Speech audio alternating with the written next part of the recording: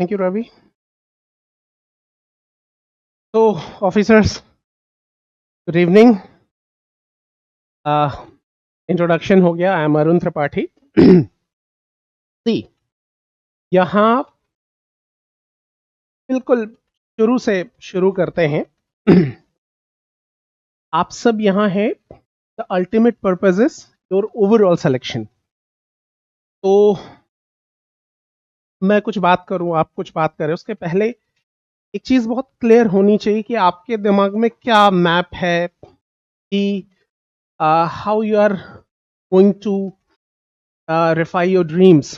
कैसे कैसे आपने आईएएस बनना, आईपीएस बनना, यूपीएससी क्वालिफाई करना चुना है, तो कैसे होगा ये?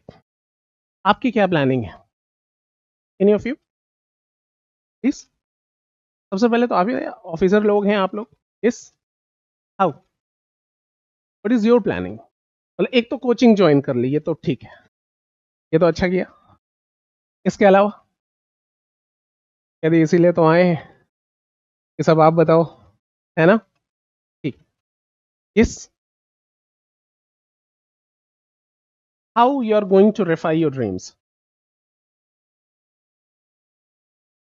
Self study. फिर मैं जाऊं? ओके, नहीं नहीं, ठीक है. Self study is the key. Yes, is very right. Self study is the key. ठीक है. स्टडी क्या करना है? नॉवेल प्रेमचंद. सी, ये देखिए, मैं आपसे ये क्यों पूछा, why this question is there, कि पहली चीज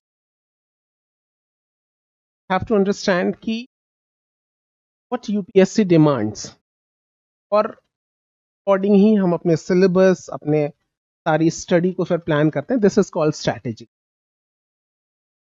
सी, in a modern age, in a contemporary age, आज अगर आपको आईएएस ऑफिसर बनना है, वर्ल्ड सिनेरियो में आपको सर्विसेज देनी है, अब दुनिया बहुत इंटरकनेक्टेड है, तो आज के समय में जो चैलेंजेस हैं, जिस तरीके से टेक्नोलॉजी अपनी रूम पर है, बहुत तेजी से डेवलपिंग स्टेट्स हैं उसके, और बहुत तेजी से डेवलप हो रही है, हर नए दिन नए नए इनोवेशंस, इन्वेंशंस, इन सारी चीजों में जिस तरीके से अवेयरनेस भी है लोगों के बीच में, and you suppose to be an IAS officer, you suppose to be an administrative officer, तो जिस तरीके के चैलेंजेस हैं, और आपको जाके जो सॉल्यूशंस देने हैं, you are going to part of the solutions, तो ऐसे में यूपीएससी को ऐसे कैंडिडेट चाहिए जो इन प्रॉब्लम्स को एड्रेस कर पाने में कैपेबल हो.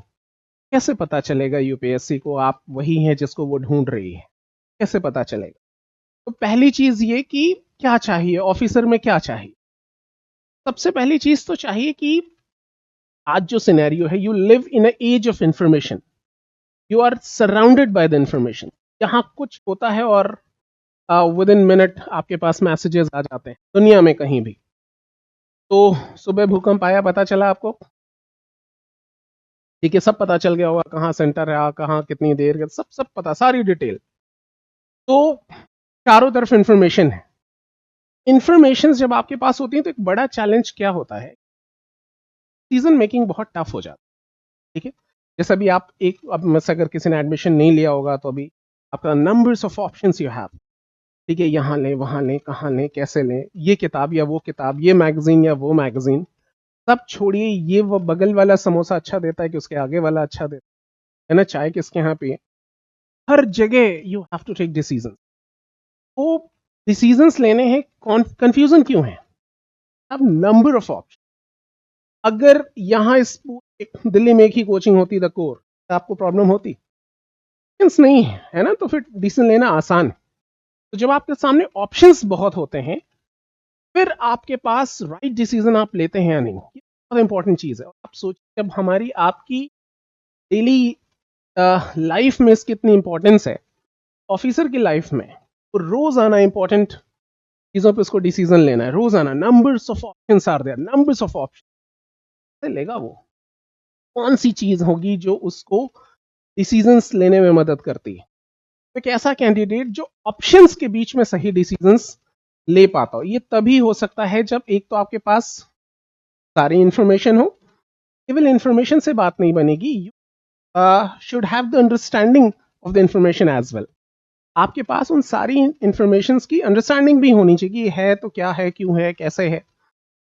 ये दोनों होगा तब जाके आप सही डिसीजंस ले पाओगे। तो आपके अंदर वो बात है या नहीं है, वो कैपेबिलिटी है या नहीं है, ये यूपीएससी कैसे पता करेगी? यूपीएससी ऑर्गेनाइजेस प्रीलिम्स एग्जामिनेशन, और प्रीलिम्स एग्जामिनेशन का नेचर क्या है?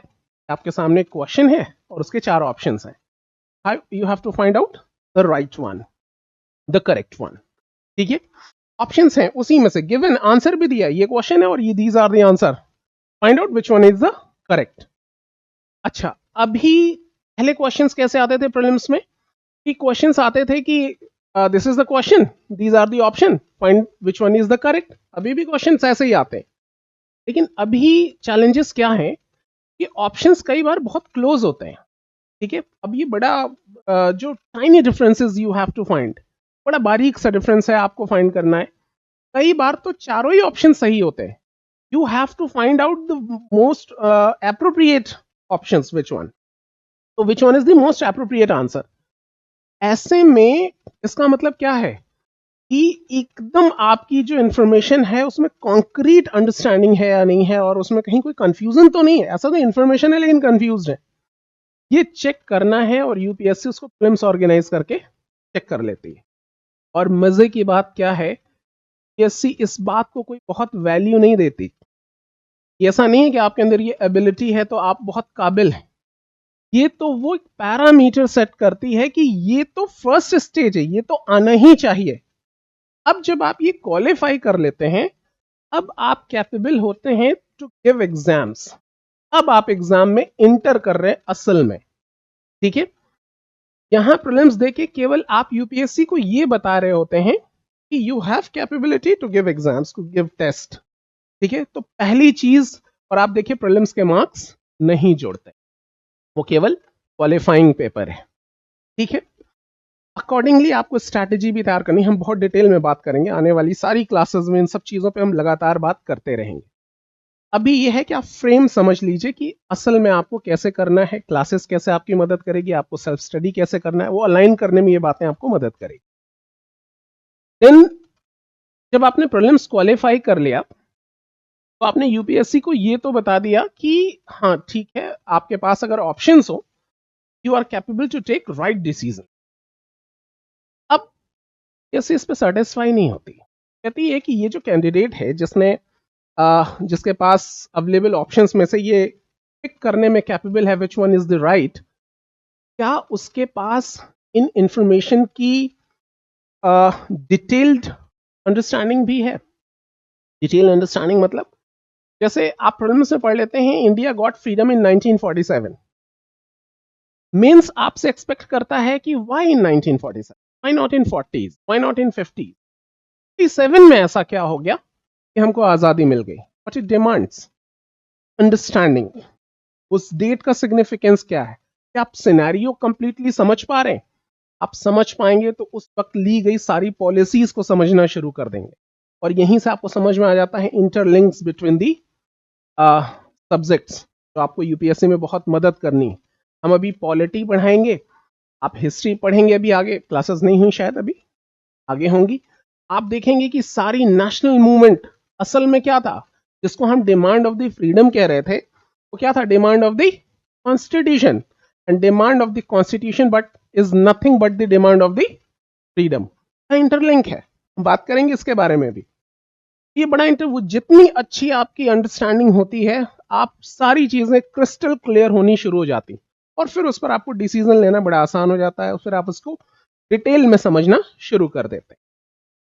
और ये यूपीएससी सब्जेक्टिवली ट्रीट करती है इससे, कि हो सकता है कि एक बात पे इनकी राय कुछ हो, इनकी राय कुछ हो, आप अपनी राय को लेके आपके पास कितने लॉजिकल हैं, आप कितने तर्क हैं आपके पास, कितना लॉजिक्स है, कितने why you are so convinced.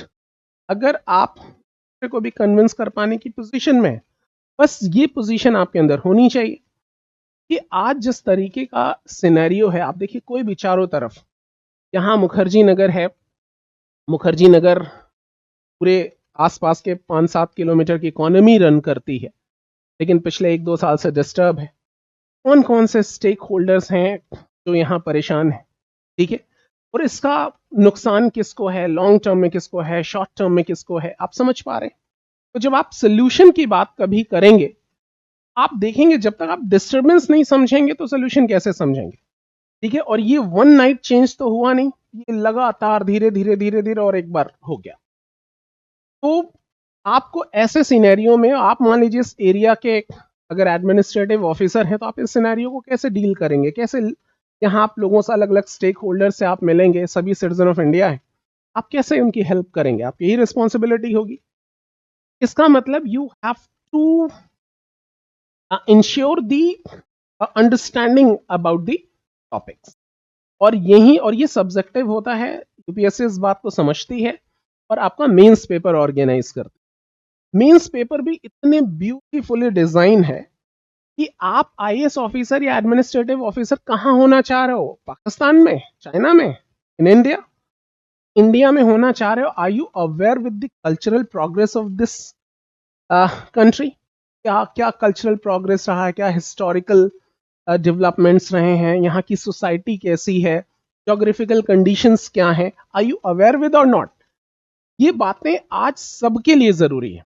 आप किसी भी ऑक्यूपेशन से बिलोंग करते हो, किसी भी, अगर आपके पास अगर अपने सराउंडिंग की नॉलेज नहीं है तो आपके पास बड़ी दिक्कत है, ठीक है। आप कुछ खरीद फरोख्त तो कर ही रहे हैं ना डेली वेजेस में, आपको आपको पता होना चाहिए what is going on around you.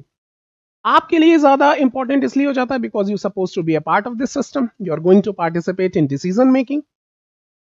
तो ऐसे में डिसीजन मेकिंग में पार्टिसिपेट करना है, you have to very much aware with what is going on around you, what is cultural happenings are there, what is geographical happenings are there, ठीक है, economical happenings क्या है, इंटरनेशनल एक्टिविटीज क्या है, उसका क्या इम्पैक्ट है, everything you have to be aware with, तब जाके आप किसी बात पे डिसीजन ले पाओगे।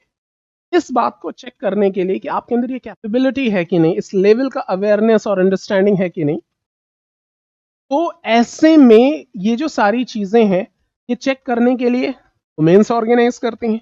मेंस सब्जेक्टिव पेपर है, आप वहां आंसर राइटिंग करते हैं, वो भी अपने आप में एक आर्ट है। वो रिटन कम्युनिकेशन है, आप कम्युनिकेट कर रहे हैं रिटन फॉर्मेट में, हम बात करेंगे अभी आंसर राइटिंग और सारी चीजों। ध्यान में रखिए कि हम कम्युनिकेट कर रहे हैं, ठीक है।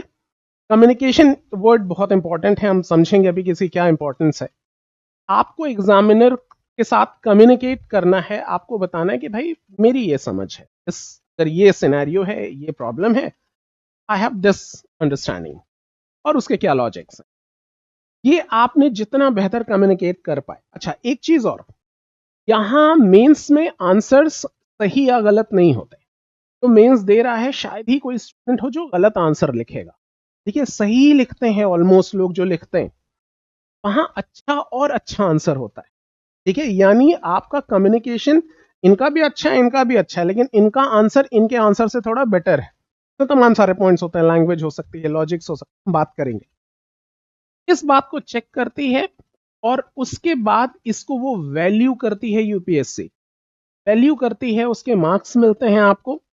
और जब आप ये क्वालिफाई कर लेते हैं, यूपीएससी इससे सेटिस्फाई नहीं होती, यदि यार ये वाला जो कैंडिडेट है इसके पास इंफॉर्मेशन बहुत अच्छी है और ये गिवन ऑप्शंस में बढ़िया डिसीजन ले लेता है, राइट आंसर्स सेलेक्ट करता है, इसके पास अंडरस्टैंडिंग भी बहुत अच्छी है, डिटेल्ड अंडरस्टैंडिंग है इसके पास टॉपिक्स की, चीज़ों की, बहुत बढ़िया। लेकिन क्या इसकी पर्सनैलिटी ऐसी है कि इस सिनेरियो में अपने आप को फिट कर पाएगा? फिर यूपीएससी कहते हैं कॉल देम, उनको मिलकर बात करते हैं, फिर वो आपका इंटरव्यू कॉल करते हैं, और फिर वहाँ वेल क्वालिफाइड, जितनी आपकी एज नहीं है उससे ज़्यादा उनके पास वर्किंग एक्सपीरियंसेस होते हैं, वो लोग लर्नेड पीपल बैठ के बहुत ब्यूटीफुली आपके साथ बातचीत करते हैं कॉमन इश्यूज पर जो आपके चारों तरफ हो रहा है, और आपकी ओपिनियन से वो अंदाज़ा लगा लेते हैं कि आप चीज़ों को कैसे देखते हैं। वो समझ जाते हैं कि यार इसके पास इंफॉर्मेशन तो थी, अंडरस्टैंडिंग भी है, आपने साबित कर दिया है अपने प्रीलिम्स और मेंस में, लेकिन क्या ये उन सारे प्रेशर्स को, उन सारी चीज़ों को ठीक से डील कर पाएगा कि नहीं, जिसको वो समझ रहे हैं, उन्होंने काम किया हुआ है, ठीक है, वो आपके अंदर वो देख लेते हैं। जानते हैं, बस ये वो ये ढूंढ रहे थे आपके अंदर, वो आईएएस नहीं ढूंढ रहे, आईएएस तो वो बनाएंगे, ठीक है, लबासना यही करती है, लेकिन वो देख रहे हैं क्या आपके अंदर वो कैपेबिलिटी है कि इसको ट्रेन किया जा सकता है। आपके अंदर पोटेंशियल वो ढूंढ रहे हैं, आपका एप्टीट्यूड ढूंढ रहे हैं, ठीक है, कि वो एप्टीट्यूड है कि नहीं आपके अंदर ऑफिसर बनने का। ये बहुत इंपॉर्टेंट चीज है। और this is the story of the UPSC, and this is the basic thing that will help you to make your strategy. Clear है? आप कोई सा भी सब्जेक्ट्स पढ़ेंगे, चाहे वो पेपर 1 के हो, पेपर 2, पेपर 3, पेपर 4, ऐसे हो या इंटरव्यू हो या प्रीलिम्स हो, ये सब इसी सिनेरियो में आपको अलाइन करना है। दूसरी चीज, जिन सब्जेक्ट से आप गो थ्रू होंगे यहाँ इन यूपीएससी की सिलेबस है उसके अकॉर्डिंग, एकेडमिक्स के सब्जेक्ट्स नहीं है, ठीक है। यहाँ बहुत सारी चीजें आपके सामने ऐसी आएंगी तो आपको लगेगा कि यार इससे ज्यादा भी तो है, और भी तो चीजें हैं। तो ऐसे में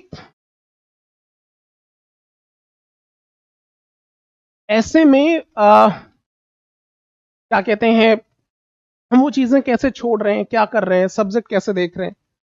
आपको यहाँ सब्जेक्ट में मास्टरी नहीं करनी है, ये आपकी एकेडमिक्स की क्लासेस नहीं है। आपको वो समझना है जो पीएससी डिमांड करती। हम क्लासेस में एकदम आपको डिसिप्लिन रखेंगे उन्हीं बातों पर, और आपसे भी एक्सपेक्ट करेंगे कि आप हमें भी हेल्प करें। ये कैसे पता चलेगा? Previous year paper is the की। प्रीवियस ईयर पेपर आपके लिए गीता कुरान है, आपने गले में लटका के घूमो, कोई दिक्कत नहीं है।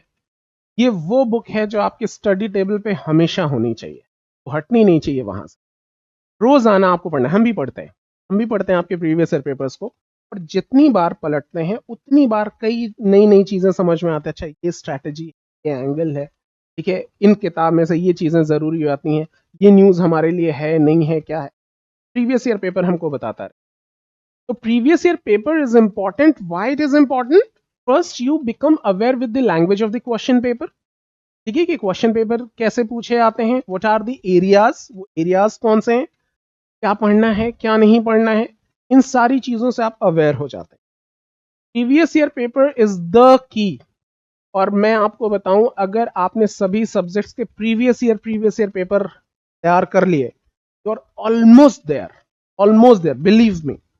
काम करते करते 15 ईयर्स हो जाएंगे अब मुझे तो, लेकिन previous year paper is the की, वो आपके टेबल से हटनी नहीं चाहिए, ठीक है। ये सारी चीजें करनी है। एक चीज और, हमको यहाँ पॉलिटी गवर्नेंस बात करनी है, और पॉलिटी अभी सब्जेक्ट तो हम डिटेल में डिस्कस करेंगे ही। कोई भी सब्जेक्ट हम यहाँ जो भी डिस्कस करेंगे, तो ये आपकी रिस्पॉन्सिबिलिटी है कि आप इंश्योर करें कि वो सारी चीजें क्लियर हो गई, है ना। ये आपकी रिस्पॉन्स है। आप क्वेश्चन नहीं पूछेंगे तो हम ये मान लेते हैं कि सब समझ में आ गया। तो डोंट बी हेजिटेट, जब तक आपके क्वेश्चन सॉल्व ना हो जाए तब तक आप मुझे जाने मत दीजिएगा। आप इसीलिए यहाँ आए हुए हैं कि आपके पास कोई डाउट्स नहीं रहने चाहिए। अच्छा, कई बारी क्या होता है कि क्लासेस में टीचर इतना एलिबोरेट करके बताता है इतनी डिटेल में, तो क्लासेस में हर चीज समझ में आती है। प्रॉब्लम तब होती है जब आप क्वेश्चन सॉल्व करते हैं ना, वहां आपको टीचर चाहिए होता है। यार ये क्या है, सर ने कुछ और बताया था या बुक में कुछ और है, क्वेश्चन तो ऐसे पूछे जा रहे हैं, ये जो नहीं कनेक्ट हो पा रही ये चीजें, वहां आप परेशान हो जाते हैं। असल में टीचर आपको वहां चाहिए, और उस वक्त आपको टीचर मिलता नहीं। तो मैं आपसे ये एक्सपेक्टेशन होगी कि आप इन क्लासेस के साथ जो भी टॉपिक हम डील करें, यहाँ क्वेश्चन डिस्कस करेंगे, प्रीवियस ईयर पेपर भी डिस्कस करेंगे, लेकिन आप भी अपने लेवल पर जो भी अवेलेबल मटेरियल है आपके पास, तो स्कैन कीजिएगा। कहीं कोई चीज रह जाए कि सर ये बात तो समझ में आ गई लेकिन ये वाली बात में problem, this will your responsibility.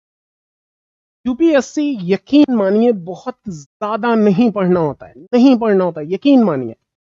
UPSC concrete चीजें हैं, अगर आपने वो समझ लिया, इतना आसान यूपीएससी क्वालिफाई करना कभी नहीं था हिस्ट्री में जितना अब हो गया। As well as tough. ये दोनों कॉन्ट्राडिक्शन कैसे हैं कि आज आप में से कोई भी, भले ही कोई गांव में भी रह रहा हो, क्या वो ये कह सकता है कि मैं फेल हो गया इसलिए कि मेरे पास मटेरियल नहीं था, कंटेंट नहीं था? कोई कह सकता है? अगर आपके फोन में इंटरनेट है तो आप ये नहीं कह सकते कि आपके पास कंटेंट नहीं है, मटेरियल नहीं है। ये तो प्रॉब्लम ही सॉल्व हो गई, ये तो प्रॉब्लम ही नहीं है। प्रॉब्लम अब ओवर मटेरियल की है। ठीक है, करें क्या इसका? सारे कोचिंग के नोट्स हैं, कई सारे क्लासेस के वीडियोस होंगे आपके पास। ठीक है, रेपुटेड से लेके कम रेपुटेड तक के सबके एडवाइजेज हैं आपके पास। सारे टॉपर्स क्या बोल रहे हैं सब आपको पता है। हमारे पास बहुत कम होता है चीजें आपको बताने के लिए। लेकिन इन सारी चीजों में यह है कि आपकी प्रॉब्लम क्या है। हो सकता है कि ये सेलेक्ट हो गई, इनकी अपनी स्ट्रैटेजी थी, इन्होंने इनकी कुछ वीकनेसेस थी उस पर उन्होंने काम किया। क्या ये जरूरी है कि सेम वीकनेसेस आपकी भी हो? आपकी अपनी वीकनेसेस हैं, तो आपके अपने नोट्स, ये दूसरी इंपॉर्टेंट चीज। तभी सब आप दूसरे नोट्स से मदद ले लीजिए, लेकिन आपके अपने हैंड रिटन नोट्स ये बहुत जरूरी है। अगर आप वाकई सीरियस हैं, सिंसियर हैं अपने सिलेक्शन को लेकर, ओवरऑल सिलेक्शन को लेकर, आप ये मान के चलिए कि आपको खूब राइटिंग करनी है। वो A4 साइज वाली जो शीट्स आती हैं वो खत्म कीजिए 15-20 दिन में। पेन आपकी अगर एक हफ्ते से ज्यादा चलती है, एक हफ्ते मैंने ज्यादा बता दिया, अगर एक हफ्ते से ज्यादा चल रही है तो आप पढ़ नहीं रहे। ठीक है, लिखना खूब है आपको। मैं इसलिए भी ये बात कह रहा हूं क्योंकि यहाँ हमारे बहुत सारे स्टूडेंट, मैं आपको अपने एक्सपीरियंस से बता रहा हूँ, वो मेंस दे रहे हैं और वो हमें था कि इस बच्चे में बात है, ये सेलेक्ट हो जाएगा। वो स्टूडेंट आके कहता है कि सर मैं आंसर्स लिख नहीं पाया, वो यहाँ उंगलियों में वो जलन होने लगी, पेन पकड़ के दुखने लगा। क्योंकि आपको अप्रॉक्स 3000 वर्ड्स लिखने हैं, ठीक है, इन 3 आवर्स। आपने लास्ट टाइम कब लिखा? अपने ग्रेजुएशन में पता नहीं लिखा, तब भी लिखा कि नहीं लिखा, है ना? तो उसके बाद सीधा मेंस में लिखेंगे। ये बड़ी प्रैक्टिकल सी प्रॉब्लम है। बच्चे आता हुआ आंसर्स लिख ही नहीं पाते। पहला आंसर बड़ा अच्छा लिखा, सारा टाइम गया आपको, तो 3 आवर्स में लिखने वो सारे 20 क्वेश्चंस, कैसे आप जस्टिफाई करेंगे? प्रैक्टिस बहुत ज़रूरी है। और फिर वहीं से रिटन कम्युनिकेशन आपका स्टैब्लिश होना शुरू होगा। हम रेगुलरली ऑब्जर्व करेंगे, गलती नहीं करने देंगे आपको। ठीक है, तो बहुत ब्रूटली आपके साथ हम हमेशा बहुत कम खुश होने वाले हैं आपके आंसर से। बात में ही आपको बता रहे, तो हमसे बहुत तारीफ की एक्सपेक्ट मत कीजिए। तारीफ यूपीएससी करेगी इकट्ठा कि आपके नाम के साथ आपका रोल नंबर और एक डेजिग्नेशन, है ना? हम तारीफ नहीं करने वाले। तो इन चीज़ों को लेके, लेकिन ये बात मैं इसलिए बता रहा हूँ कि आप डीमोरलाइज मत होइए, और इस पर हम काम, ठीक है, चल शुरू करते हैं अपना सब्जेक्ट।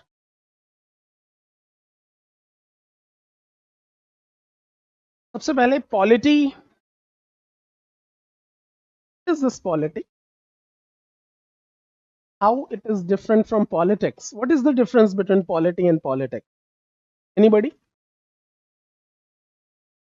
आप लोग बोल सुन तो पाते हैं ना?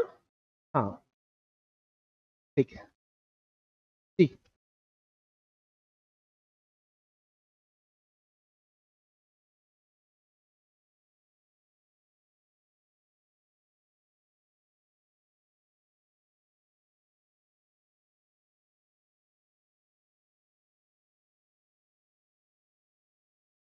ठीक है, मतलब politics according to her, politics nothing but the application of the polity. लेकिन पॉलिटी ही क्लियर नहीं हुआ कि वो, ठीक, कोई बात नहीं, यस। हाँ, यू भरोसा नहीं, आपसे सवाल पूछ सकते, स्क्रीन शेयर। हाँ, get idea.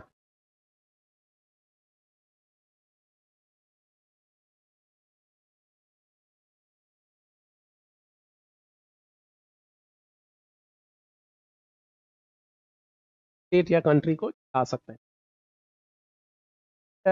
You very much confident about your responsibility when you are taking state, clear होना चाहिए व्हाट द स्टेट। तो पॉलिटी रूल्स एंड रेगुलेशन है जिससे हम किसी कंट्री को रन करते हैं। पॉलिटिक्स, अरे छोड़िए, इनका डिस्ट्रिक्ट आप थोड़ी रन करेंगे।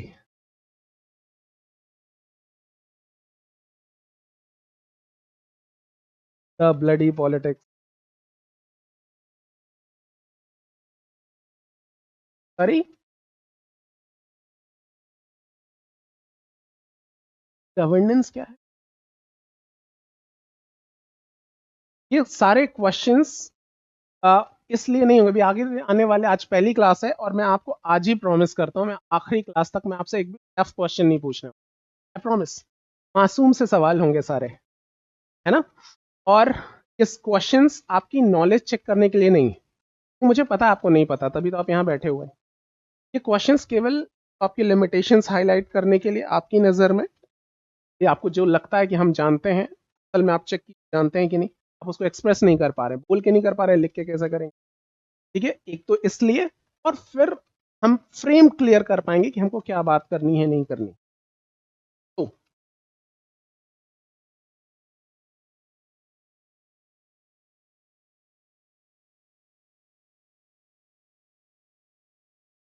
तो kind of identity of whom?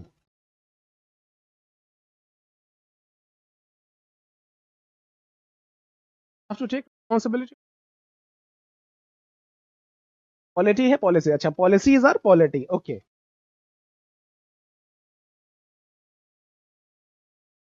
What is governance? हाँ,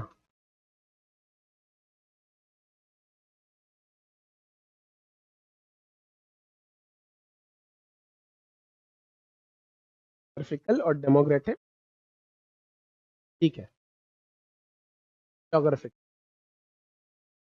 व्हाट इज पॉलिटिक्स?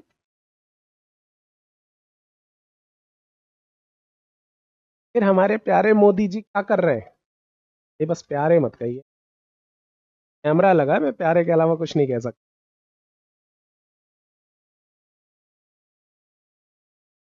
राज व्यवस्था है वो, पॉलिटी को हिंदी में राज व्यवस्था कहते हैं, ठीक है। पॉलिटिक्स, व्हाट इडियट डज, इस politics, polity, guidelines, polity, politics, implication, then governance। मतलब आई लव योर एक्सप्रेशन, ओहो कैसे समझाएं इस आदमी को, ठीक है। See, जितना मासूम सा सवाल उतना ही मासूम सा जवाब। Polity is nothing but the system, the mechanism. In polity the मतलब मैकेनिज्म ऑफ व्हाट, हम इसको और डिटेल में समझेंगे। Polity is nothing but a mechanism, व्यवस्था है वो, कैसे चीजों को रन करना है, जैसा आप लोगों ने समझ रहे हैं। What is politics? Politics is the process to acquire the power. उस अरेंजमेंट में पावर कैसे हम एक्वायर कर पाएंगे, वही पॉलिटिक्स, ठीक है, कि हमारी इंपॉर्टेंस हो जाए। यहाँ इस ऑर्गेनाइजेशन में एक ऑर्गेनाइजेशन काम कर रही है, ये मान लीजिए द कोर है, ये पर्टिकुलर सेटअप पे काम कर रही है, ये सबकी रिस्पॉन्सिबिलिटी है। अब मैं चाहता हूं कि मेरी पोजीशन इस ऑर्गेनाइजेशन में टॉप 1 की हो, मेरी ही अथॉरिटी हो सारे डिसीजन मेकिंग में। अब उसको पाने के लिए मैं कर रहा हूं वो क्या होगा? Politics is nothing but the process to acquire the power, ठीक है, बहुत सिंपल वर्ड्स में आपको समझना है। अभी आपका सिलेबस डिमांड कर रहा है, क्या डिमांड कर रहा है? To have to understand what the mechanism is, ठीक है, अबाउट द मैकेनिज्म। कि मैकेनिज्म समझे बगैर प्रोसेस को नहीं समझ पाएंगे कि क्या हो रहा है। आप समझ पाएंगे तब कि बिहार में इलेक्शंस हैं और इलेक्शन कमीशन ने वो ऐसी पॉलिसी क्यों बनाई, अभी वो किस ग्राउंड पे लोग अपोज कर रहे हैं, और फिर ऐसा क्या हो जाएगा, ऐसा क्या हो रहा है कि वो वापस ले रहे हैं। ऐसा क्या हुआ कि दिल्ली में चीफ मिनिस्टर कहती हैं कि नहीं साहब, डीजल गाड़ियां 10 साल की पुरानी बंद, पेट्रोल नहीं मिलेगा। ऑर्डर देती, गवर्नमेंट है, अथॉरिटी है, ऑर्डर दिया, लॉजिकल था, लीगल था, और फिर वो कहती नहीं नहीं नहीं ठीक है अब नहीं होगा। ये कैसे हो जाता है? कौन सी चीजें ये कर पाती हैं? ये इतना बेहतरीन आपको मैकेनिज्म की अंडरस्टैंडिंग होगी, आपको इन सारे सवालों के जवाब मिलने शुरू हो जाए, और फिर अपना मैकेनिज्म, फिर दूसरे का मैकेनिज्म।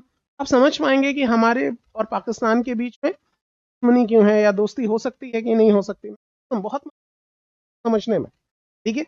आप समझ जाते हैं ना कि इस वाले नट बोल्ट में ये वाला पेंच लगेगा कि नहीं, कैसे समझ पाते हैं?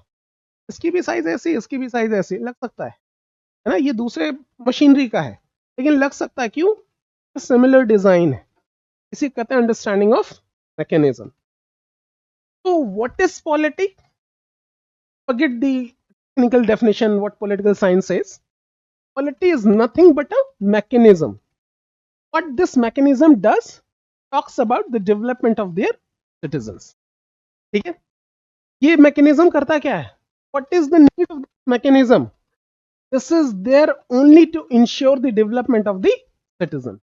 So polity is a mechanism which talks about the development of their citizens.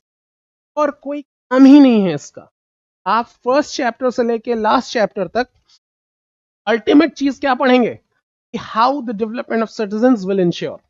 ठीक है, तो what is polity, it's a mechanism which talks about the development of their citizens. Clear है इतनी बात?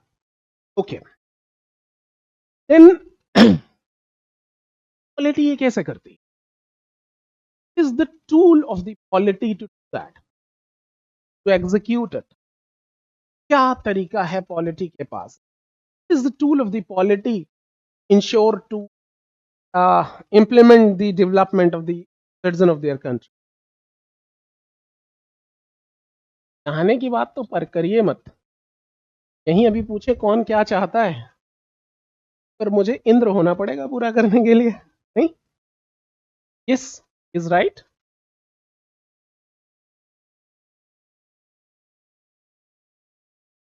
कॉन्स्टिट्यूशन, कॉन्स्टिट्यूशन, कॉन्स्टिट्यूशन पहली बार सुना,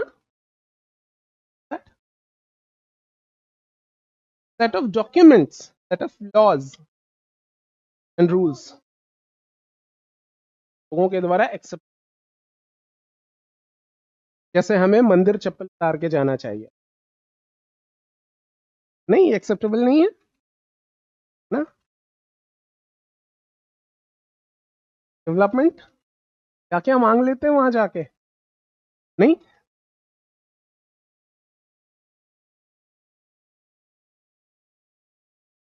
किसी भी कंट्री के स्टेशन चलाने के लिए rules and regulation, written documents, unwritten नहीं हो सकता कॉन्स्टिट्यूशन। अच्छा, यहीं पर एक क्वेश्चन है, आपके प्रीलिम्स में क्वेश्चन पूछा जा सकता है कि फाइंड द करेक्ट सेंटेंस, या ऐसा कि a country without constitution is possible और false, country without constitution is possible, true? Any example,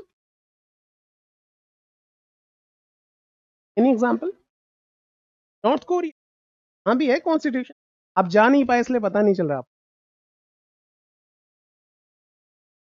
This statement is there, a country without constitution is possible or not, true?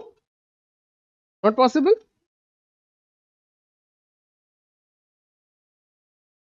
So not possible, you are saying possible, आप अकेली हैं जो not possible कह रहे हैं, इनसे agree करता है कोई? अकेला नहीं होता कोई कभी भी। यस, कैसे, एनी एग्जांपल नॉट पॉसिबल कहने वाले? इजराइल,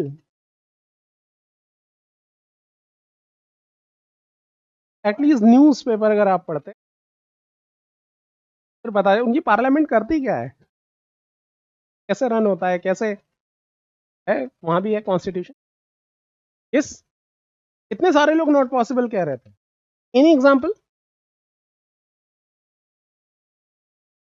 ऐसे एक काम करते, एक कंट्री आप नाम लेते जाइए, शायद किसी में मैं यस कह दूं। Yes, she is right, answer is not possible. If there is a country there must be a constitution, it can be written और it can be unwritten constitution. ठीक है, जैसे इंग्लैंड इज द एग्जांपल। ठीक है, British constitution is not in the written form, उनके tradition से evolve हुआ है।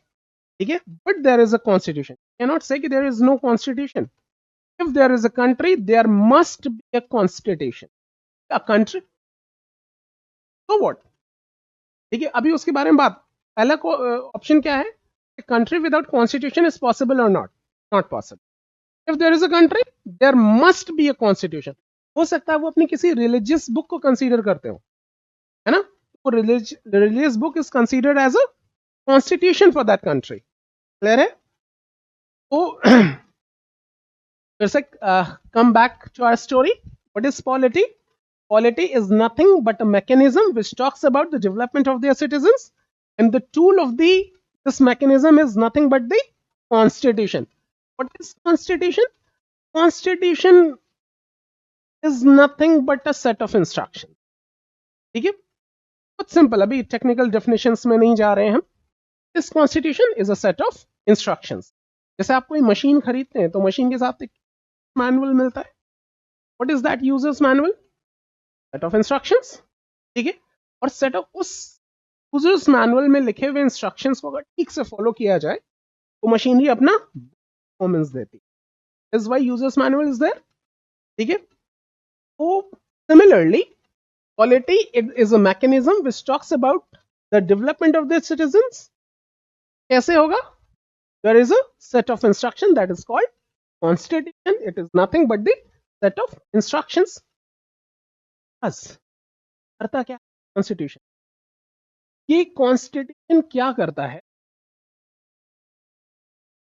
ये कॉन्स्टिट्यूशन एम्पावर कर देता है इसको,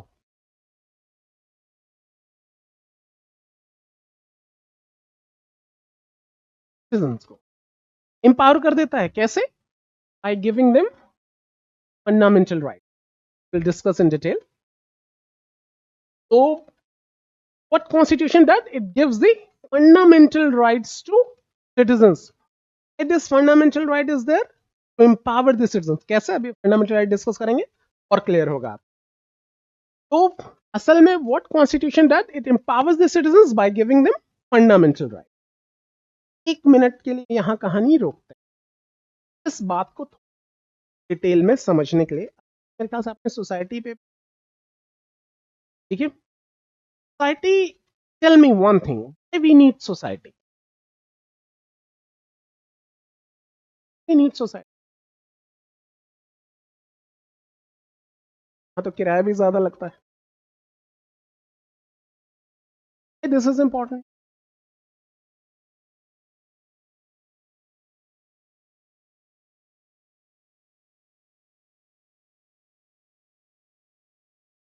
लेकिन अगर देखा जाए टाइटल एस्पेक्ट हैं वो अदर्स से ज्यादा कॉन्क्रीट हैं कंपैरेटिवली ह्यूमन बीइंग्स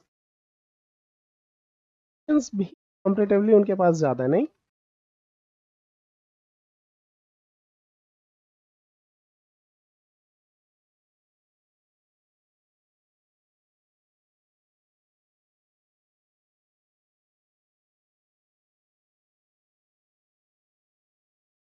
क्या या कोई और जो एनिमल्स हैं उनकी सोसाइटी नहीं होती?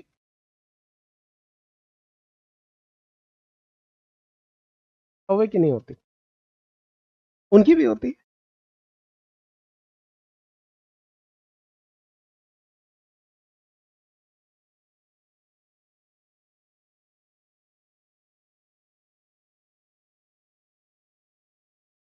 हर कोई चाहता है मैं ऊपर जाऊं और एक दिन चला भी जाता।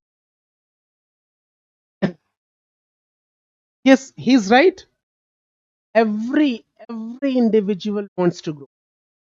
इंडिविजुअल, हम आप सब यहाँ क्यों हैं कि हमारी स्कूल का सिलेक्शन हो जाए, मेरा हो जाए, ठीक अभी हो जाए, ठीक है, पहला वाला रैंक मेरा, तो फिर आप लोग देख लो, ठीक है, किसको कौन सा चाहिए। फर्स्ट पोजीशन तो मेरे लिए है, ठीक। Every individual wants to grow, every, ठीक है, वो भी हो, कहीं का भी हो, किस सोसाइटी से बिलोंग करता हो, लैंग्वेज बोलता, ठीक है, हर आदमी जो आज जिस भी पोजीशन में है उससे बेटर होना चाहता है, एटलीस्ट, ठीक है, बहुत बड़े सपने ना भी हों तो एटलीस्ट जो है उससे बेटर होना चाहते हैं। एक रोटी खा रहा, काश में चावल भी खा सकता, बेटर है। Everybody wants to grow, every individual wants to grow. Problem क्या है? नहीं लेता, नहीं लेता। If everybody wants to grow, then what is the problem? Because individual has some limitation, ठीक है, सभी हम सबकी लिमिटेशंस है। मेरे पास बहुत सारे नॉलेज हो सकते, मैंने बहुत पढ़ लिया, बहुत कुछ पता है, मैं तब तक टीचर नहीं कहलाता। मुझे प्राइम मिनिस्टर कहा जा सकता है, मैं प्रेसिडेंट हो सकता हूँ इस कंट्री का, लेकिन टीचर तब तक नहीं होगा जब तक स्टूडेंट नहीं होगा। आप स्टूडेंट मुझे टीचर बना, आप स्टूडेंट नहीं होंगे जब तक आप तरीके से सेटअप में नहीं होंगे, है ना। तो असल में क्या होता है, हमारी लिमिटेशंस कंपनसेट हो रही, हम हर चीज नहीं कर सकते, हम साइमल्टेनियसली डॉक्टर, इंजीनियर, लॉयर सब कुछ नहीं हो सकते, नहीं। तो हमारी डिपेंडेंसी है, हम उसमें से, आप एडमिनिस्ट्रेटर में घर बनवाने के लिए एसडीएम साहब से जमीन लिखवाने के लिए कर सकते हैं, लेकिन घर बनाने के लिए इंजीनियर ही चाहिए, बीमार पड़ने के लिए डॉक्टर ही चाहिए। तो हमारी डिपेंडेंसी है सबके ऊपर। ये जो डिपेंडेंसी है, ये डिपेंडेंसी ही रिक्वायरमेंट क्रिएट करती है टू क्रिएट, ठीक है। तो society is, we need society only to compensate the limitations of the individual. Clearly समझते जाइए और आप देखेंगे इंटरलिंक कैसा समझ पाएंगे। यही वो कपलिंग है जिससे सारी आपकी पढ़ी हुई पॉलिटी ड्रेन हो जाती है आपके सोसाइटी पेपर में, फर्स्ट पेपर में। बहुत सारी बातें आपको यहाँ की चीजें वहां लिखने में मदद मिलेंगी, और उधर से सारी चीजें इधर आ जाएंगी समझने के लिए। और ये इंटरलिंक जैसे ही आप क्रिएट करेंगे, आपका आंसर दूसरे, और वो मार्क्स मिलने शुरू हो जाते हैं। तो मैंने कहा ना कि आपको आंसर के कंपैरिजन में अच्छा होना है। तो वो अच्छा कैसे होना है, सही तो ये भी लिख रहा है, लेकिन आपका अच्छा कैसे है, आप बाकी इंटरलिंक भी क्रिएट कर पा रहे, ये बहुत जरूरी है। तो एवरी इंडिविजुअल वांट्स टू, ये स्टोरी बहुत दिमाग में क्लियर रखिएगा, और ये सभी सब्जेक्ट्स पे लागू होता है, हम बहुत बार बात करेंगे, यही हमारी स्टोरी का की है। Every individual wants to grow, every individual wants to develop, but what is the problem, what is the hurdle? Individuals have some limitations, उसकी limitations है, and to compensate the limitations of the individual, we need society. Clear है?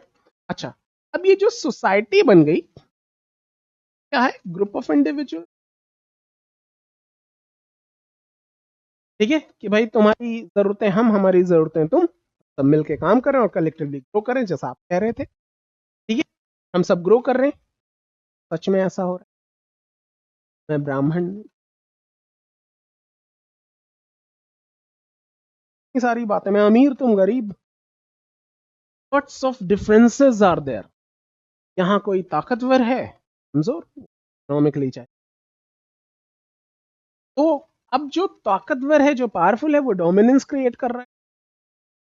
अब struggle शुरू हो गया, conflict शुरू हो गए। हमको सोसाइटी क्यों चाहिए थे, we need society to create the cooperation within us. और वो उसकी जगह पे क्या शुरू हो गया, कॉन्फ्लिक्ट स्टार्ट हो गए, एक स्ट्रगल शुरू हो गया, एक तरीके का एनार्की आ गया पूरे सिस्टम में।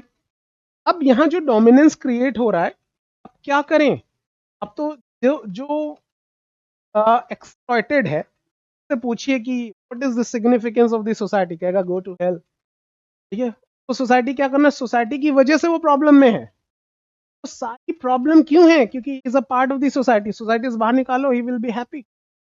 सारी प्रॉब्लम क्यों है, because he is a part of society.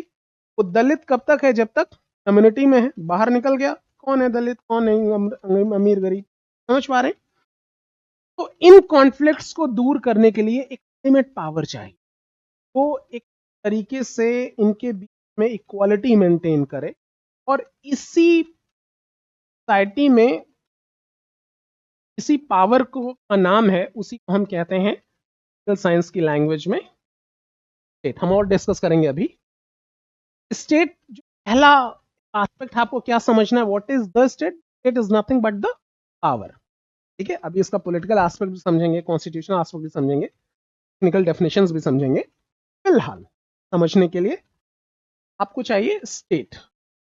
अब असल में पॉलिटी और क्या है, अगर हम पॉलिटी की एक डेफिनेशन समझे, it's a mechanism which talks about the development of their citizens, plus polity is nothing but the interrelation between individual and the state.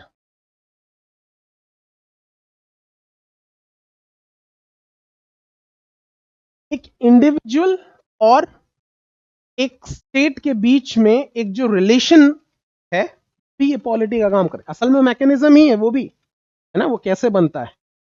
यहाँ स्टेट इनके पास कुछ राइट्स हैं, ये काम करेंगे, ठीक है, कुछ इनके पास ड्यूटीज भी हैं, वो सारा अभी हम समझेंगे इसको। ये जो रिलेशन जितना बढ़िया, आज एक रिक्शा वाला मर्सिडीज वाले से नहीं डर रहा, ठीक है, तो नहीं डर रहा कैसे, कौन सी चीज है जो उसको नहीं डरा रही, स्टेट। आज मजदूर अपनी मजदूरी के लिए झगड़ जाता है, ऐसे दोगे कैसे, नहीं देना पड़ेगा, ठीक है। यहाँ छोटे छोटे बच्चे वो लिफलेट्स बांट रहे, देखिए झगड़ जाते हैं किसी से, एक तो शरीर में छोटे, उम्र में छोटे, कोई सोशल वैल्यू भी नहीं, लेकिन झगड़ जाते हैं, ऐसे कैसे चोट पहुंचा दोगे, इट इज देयर, ठीक है। ये जो भरोसा है, आप सब यहाँ सड़क पे चल रहे हैं, इस बात की कितनी पॉसिबिलिटीज है कि पीछे से आपको कोई स्टैप कर दे, चाकू मार दे, अगर प्रोबेबिलिटी कैलकुलेट परसेंट तो है ही नहीं, है ना। अभी आप मुड़ मुड़ के देखते हुए चलते हैं डरते हुए, आप सब यहाँ अपना आए हैं रूम लॉक करके, सोच लीजिए, ठीक है, इतना बड़ा ताला लगा के ना वाला लगाया होगा, कोई 10 रुपए का, 8 रुपए वाला लग जाए तो और अच्छा, है ना। वो आपके उस रूम की पूरी सिक्योरिटी की जिम्मेदारी है उसके अंदर, ठीक है, मतलब क्या ही करेगा वो, इन एक सिस्टम इज वर्किंग, आप समझ पा रहे हैं। आप यहाँ आराम से यहाँ अपने सपने के साथ बैठे हुए हैं, ठीक है, कोई बात नहीं, वो है जो भी आपका गैस सिलेंडर वो वहीं मिलेगा जाके। तो वो सारी चीजें, क्योंकि सिस्टम भी काम कर रहा है, वो इतना आसान नहीं। इन तमाम सारी, आप क्या पूरी की इंसिडेंट्स नहीं सुन रहे, ही नहीं सुन रहे हैं कि क्राइम क्रिमिनल एक्टिविटीज नहीं सुन रहे हैं, कितना डर है, बाहर जाके पूछेगा, अरे दिल्ली नहीं खतरे की जगह है। अच्छा, पाकिस्तान को बम गिराना हो, सबसे पहले किधर टारगेट करेगा वो, दिल्ली नजदीक भी है उसके, है ना। बावजूद इसके हमारे ख्याल में आप लोगों ने अपनी पूरी प्लानिंग में दंगे फसाद सोचे, आप यहाँ से निकलेंगे मॉब लिंचिंग में मारे जाएंगे, कितने लोग की प्लानिंग में, ठीक है, कि मूवी देखने जाएंगे बम फटा मर गए, प्लानिंग में है। हम अपनी पूरी जिंदगी भर की प्लानिंग कर लेते हैं और ये सोचते ही नहीं कि पुल गिरेगा हमारे ऊपर, ठीक है, हम अपनी गाड़ी लेके महंगी वाली जा रहे हैं। अब आप सोचिए, अहमदाबाद एक्सीडेंट हुआ एरोप्लेन का, पता चला कि वो डॉक्टर्स फैमिली थी, उनका 10 करोड़ का बंगला है, सारी लग्जरी कार, परिवार खत्म। उन्होंने प्लान किया था कि नहीं अभी ले लेते हैं, ठीक है, मरना है ही है, ये तो प्लानिंग में ही नहीं था ना उनके। तो ऐसे में ये जो सारे, वो तो टेक्सला खरीदने जा रहे थे बेचारे, नहीं पहुंच पाए। तो हमारी प्लानिंग में ये सब नहीं होता, लेकिन फिर भी हम ये सब नहीं सोचते, क्योंकि सिस्टम इज वर्किंग बिहाइंड। बड़ी चीज है, ये आपको समझना है, यही सारी चीज, और ये सब यहीं से निकलता है।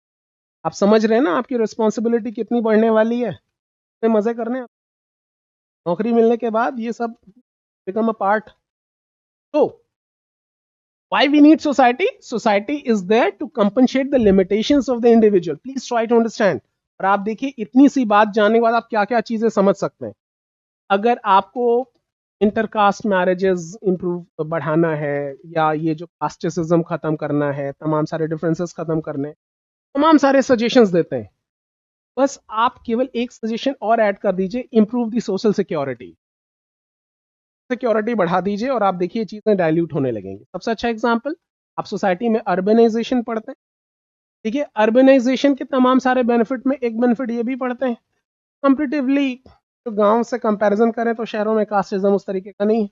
आप यहाँ चाय पीने वाले और ये समोसे खाने से वाले पूछते नहीं है कौन जात हो, क्या धर्म है, कहाँ से आए हो, है कि नहीं, ये सब नहीं पूछते, आपको फर्क ही नहीं पड़ता। तो वहाँ बहुत फर्क पड़ता, ठीक है। उधर यहाँ से चले जाइए 30-40 किलोमीटर के दूर पे, तमाम सारे आपको एग्जाम्पल्स दिखने लगेंगे, not more than 40 kilometres from the capital of the country. तो यहाँ पर इतना डिफरेंसेस कैसे है, असल में क्यों ये सारी चीजें वहां इतनी पावरफुल है, यहाँ क्यों डाइल्यूट हो रही हैं, इसलिए एक्सपर्टीज नहीं है। आप गौर कीजिए, क्यों यहाँ हमको मालूम है कि अगर हमको आज कोई प्रॉब्लम आ जाए तो मेरे घर में आग लगेगी, पता नहीं पहुंचेगा कि नहीं फायर ब्रिगेड, कि पुलिस पता नहीं मेरी मदद करेगी कि नहीं, कौन करेगा, सब पास पड़ोस में रहने वाले लोग जो हमारी कम्युनिटी के लोग, वही आग बुझाएंगे, वही मेरी मेडिकल हेल्प करेंगे, वही मुझे हॉस्पिटल ले जाएंगे, वही लड़ाई झगड़े में मेरे साथ खड़े हैं। तो हमको उस सोसाइटी के रूल्स को फॉलो करना पड़ता है, हमको उसमें बंधे रहना पड़ता है। हम कुछ भी ऐसा नहीं करेंगे जो उन सोसाइटल नॉर्म्स के अगेंस्ट हो, ठीक है। तो जो कंसेप्ट ऑफ द कास्ट वो अपने आप मजबूत होना शुरू हो जाता है। शहर में वही उसी फैमिली का मेंबर आता है, वो जिस फ्लैट में रहता है, नीचे बगल वाले फ्लैट में कौन रहता है वो जानता नहीं, कब से रह रहा है, 2 साल हो गया, बगल में कौन रहता है पता नहीं। लिफ्ट में कभी मिल गए तो हेलो हाय, या सोसाइटी की मिल, अच्छा अच्छा आप सेम फ्लोर पे रहते, ओके ओके, बस उतना ही। कौन क्या करता है, कहाँ जाता है, नहीं, आपको हर चीज, आपको दुकान से दूध मंगाना है, फोन वाला लग गया, वो दूध दे के जाता है, हर चीज आपको आपके फोन कॉल पे अवेलेबल है। आपकी डिपेंडेंसी नहीं है दूसरे पर।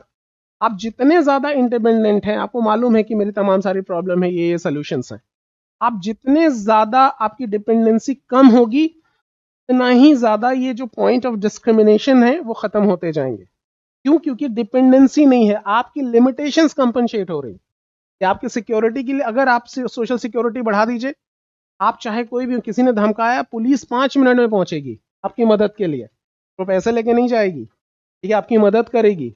आप किससे डरेंगे? ठीक है, आपको मेडिकल हेल्प तुरंत मिलेगी, ठीक है, आपके लिए तमाम सारे अरेंजमेंट्स हैं। अगर केवल यही सोशल सिक्योरिटी बढ़ा दी जाए, आप देखिए अपने आप ये कास्टिसिज्म और ये कम्युनलिज्म ये सब डाइल्यूट होना शुरू हो जाएगा, क्योंकि आपकी डिपेंडेंसी खत्म हो रही। आप समझ पा रहे हैं? Are you getting my point? ठीक है, ये केवल इंटरलिंक के लिए है, इन सब चीजों की जरूरत पड़ने वाली है। तो polity is nothing but a mechanism which talks about the development of their citizens.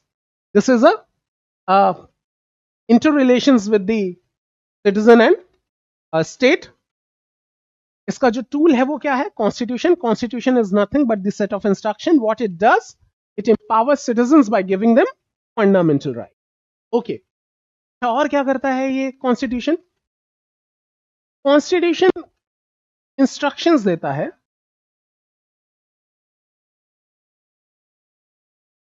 किसको? अभी स्टेट का मतलब आप गवर्नमेंट समझिए, ठीक है, हम उसको और डिटेल में बात करेंगे फिलहाल। तो constitution give instructions to the state. Instructions कैसे देता है? By directive principles of state policy. इसको भी डिटेल में डिस्कस करेंगे। तो with the DPSPs, constitution give instructions to the state. Kind of instructions are there? क्या इंस्ट्रक्शंस देता है? State will facilitate to citizens. State will facilitate to citizens. ये तो पर्पस है। And why this facilitation is important? Citizens has to develop. इनको अपनी development करनी है। क्लियर है? पर फिर से सारी story. Polity is nothing but a mechanism which talks about the development of their citizens. The tool of the polity is nothing but the constitution. Constitution is nothing but the set of instruction. What it does, it empowers citizens by giving them fundamental rights. और क्या करता है? Directive principles के through constitution instruct the state. What kind of instructions? Facilitate the citizens. These facilitations are required because citizens has to grow, citizens has to develop. Clear है? ठीक है, okay. अब यहां तक की कहानी तो क्लियर है। यह एक छोटी प्रॉब्लम है। क्या है? समझ में आ गया कि फैसिलिटेट, ये स्टेट फैसिलिटेट ना करता है। कॉन्स्टिट्यूशन कहता है कि भाई there will be 3 parts of this. 3 part होंगे, 3 पार्ट्स आर देयर। क्या क्या? एक पार्ट होगा is called legislature. Legislature is responsible to make laws. ये कानून बनाने के लिए जिम्मेदार है, कैसे रन कराना है, क्या करना है। Who will decide? The legislature. Legislature is nothing but the part of the state and what it is responsible for to make laws for the country. ठीक है, legislature is there to make laws. केवल law बन गया और बात हो जाएगी? नहीं, एग्जीक्यूशन भी होना चाहिए।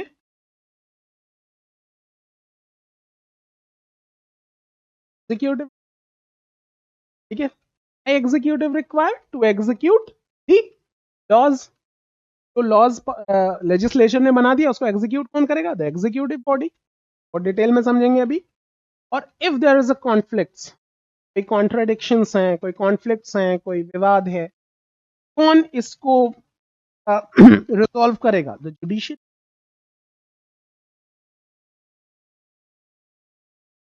Judiciary will resolve the problems. वो वर्डिक्ट्स देगा, वो कॉन्फ्लिक्ट्स को दूर करने की कोशिश करेगा। These are the important pillars of the Indian political system. Media आजकल दीमक लग रहा है, लेकिन ठीक है, the fourth pillar of the Indian political system, but media is not mentioned in the constitution directly. That is why we are not going to discuss media here. हम इसी तीन पार्ट को डिस्कस करेंगे, लेजिस्लेचर, एग्जीक्यूटिव एंड जुडिशरी। ठीक है, तो legislature, executive and judiciary, these are three essential pillars, can say the three essential parts of the state. One is legislature, this is responsible to make laws.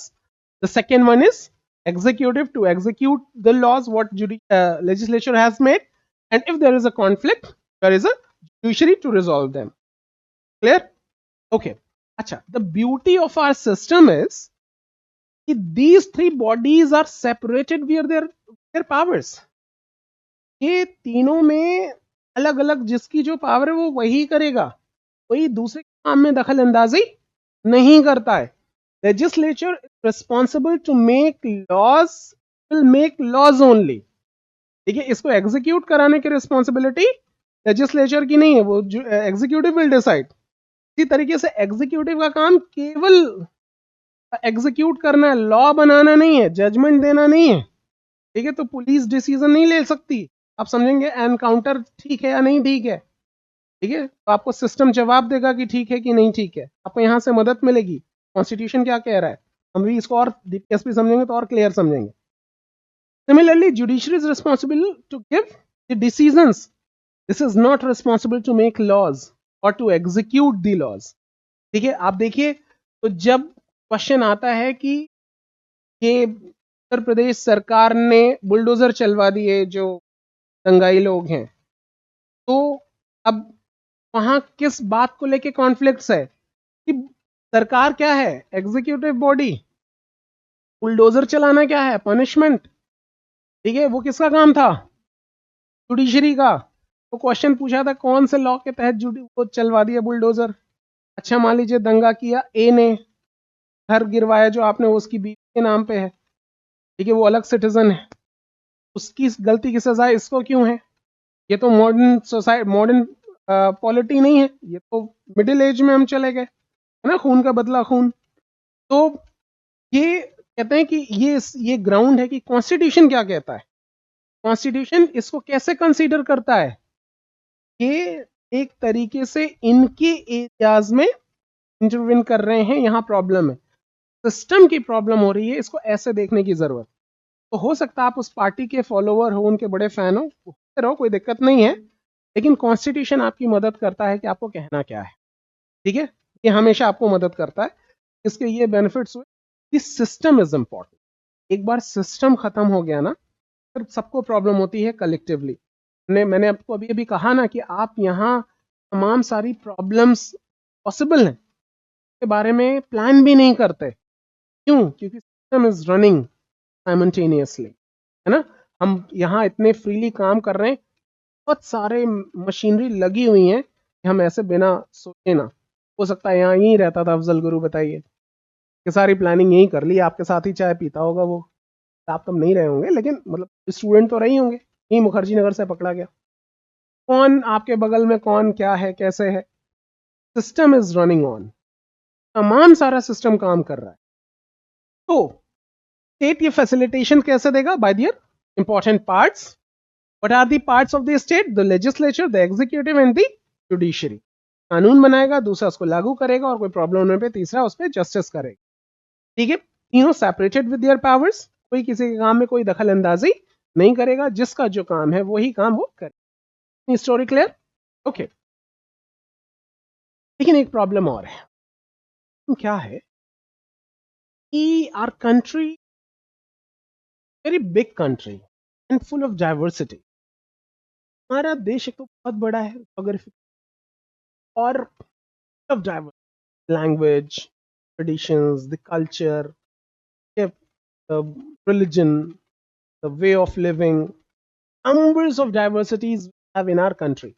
हमारे यहाँ वो कहावत कहते हैं ना, 4 कोस पानी बदले 8 कोस पानी. You cover just 4 miles, the taste of water will change. And 8 miles, the language will change. At least the accent. Accent तो बदल ही जाएगा. इतना differences हो जिस देश में, वहां उस देश देश के लिए एक जैसा कानून बना पाना सीरियस जॉब है. तो मुश्किल काम है ये. कैसे करते हैं हम ये? कैसे करते हैं हम? तो हमने क्या किया है कि हमने अपने देश को अलग अलग स्टेट्स में डिवाइड कर दिया. अलग अलग स्टेट्स में डिवाइड कर दिया. क्या हमने पूरी कंट्री का पार्टीशन कर दिया? नहीं. It's an administrative partition. सबकी जरूरतें अलग अलग हैं. ठीक है, इनकी ज़रूरतें अलग हैं, इनकी ज़रूरतें अलग. ये बिल्कुल ऐसे ही है जैसे आप अपना एग्जांपल लीजिए. आप यहाँ हैं, सिविल सर्वेंट बनने के लिए एफर्ट्स कर रहे हैं, और आपके घर में सपोज आपके फादर वो किसान है, सपोज वो फार्मर है, और आपकी बहन है मेडिकल की तैयारी करती है, भाई है इंजीनियरिंग की तैयारी कर रहा है. आप अपने किसान पिता से पूछिए, papa I have to prepare for the civil services, which coaching most suitable? ठीक है, तैयार इकोनॉमिक्स के लिए क्या करना चाहिए, क्या मदद करेंगे आप? भाई तुम देख लो कि कौन सी कोचिंग, कौन से बुक, मुझे बस ये बता दो फीस कितनी है, किताब कितने की आएगी. इससे ज़्यादा वो आपकी मदद नहीं कर सकते.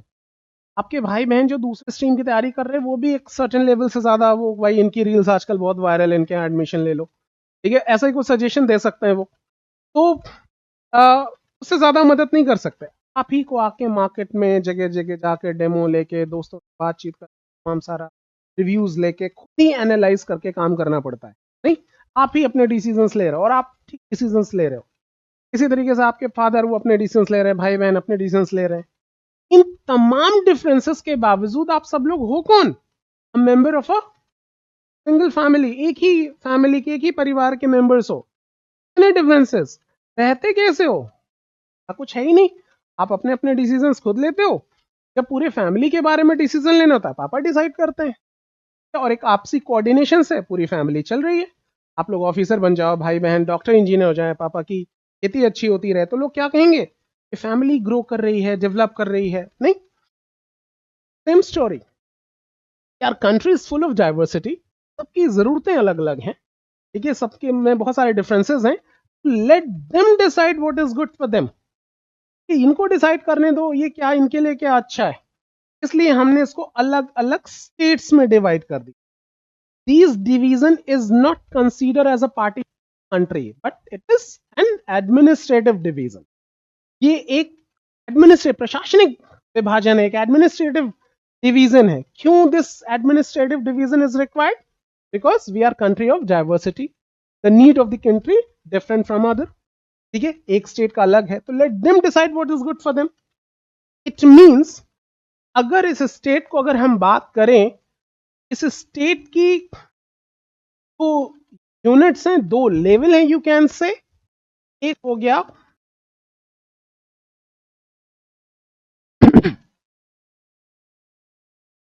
सेंट्रल गवर्नमेंट, और दूसरा गवर्नमेंट.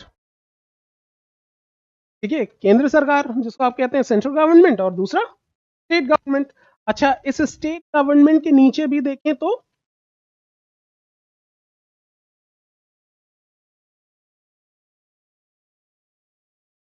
Local government. ये लोकल गवर्नमेंट गांव में रहती है तो क्या कहलाती है? पंचायत. और शहरों में म्यूनिसिपल कॉर्पोरेशन, नगर पालिकाएं. ठीक है, लेकिन ये भी इसी स्टेट गवर्नमेंट का पार्ट है. ठीक है, और हम इसको सारी चीजें डिटेल में डिस्कस करेंगे. इसका मतलब क्या हुआ?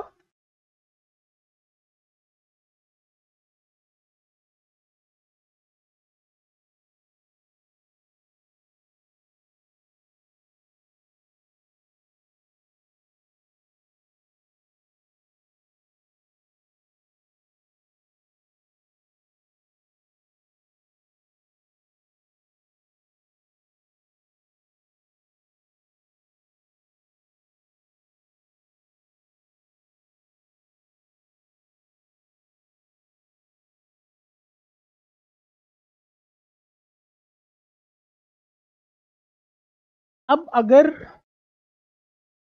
ये फैसिलिटेशंस हमको ये सेंटर स्टेट लेवल पे रेगुलरली देनी है, एक दिन का काम तो है नहीं, रोजाना देना है। इस क्लास को अगर किसी एक दिन ही चलाना होता तो हम कहीं भी खड़े बात कर सकते, लेकिन रोजाना की क्लासेस, अलग अलग सब्जेक्ट की क्लासेस नीड दिस स्ट्रक्चर। नहीं, पूरा स्ट्रक्चर चाहिए, table, chair, mic, board, everything is required. Similarly ये फैसिलिटेशन एक दिन का काम तो है नहीं, रेगुलर देना है। ठीक है, यहाँ छुट्टी नहीं होती स्टेट की, वो रेगुलर काम है, तो रेगुलर देना है, तो even state need a proper structure. तो कॉन्स्टिट्यूशन क्या कहता है, ठीक है, अब ये लेजिस्लेचर, एग्जीक्यूटिव और जुडिशरी ये हमको दो सेट में चाहिए होगी, सेंटर के लिए और एक स्टेट के लिए। ठीक है, ये पूरा का पूरा सेंटर के लिए भी चाहिए और स्टेट के लिए भी चाहिए, तभी तो हम हर लेवल पे ये फैसिलिटेशंस दे पाएंगे। कॉन्स्टिट्यूशन क्या कहता है, ये जो लेजिस्लेचर है, when it will work for the center, it will known as parliament.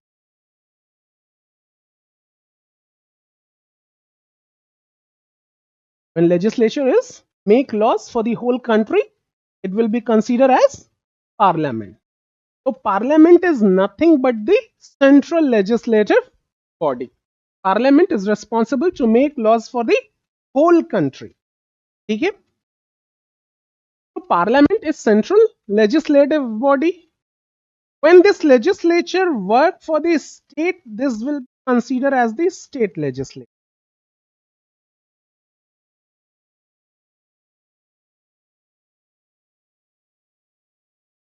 तो आप बोलते हैं विधान मंडल, विधानसभा, विधान परिषद part. When legislature is work for the central, it will be considered as a parliament, and when the legislative body work for the state unit, it will be considered as the state legislature, the popularly known as Vidhan Mandal. Vidhan Sabha is a part of Vidhan Mandal. Clear है? When executive body work for the center, we consider the president, prime minister and the council of ministers. Council of minister, मंत्री परिषद पूरी, और फिर उनके नीचे के officials. When this executive body is working for the state, it will be consider governor, chief minister and his council of ministers. And the judiciary work for the centre, consider it will be considered as the Supreme Court, and for the state it will be considered as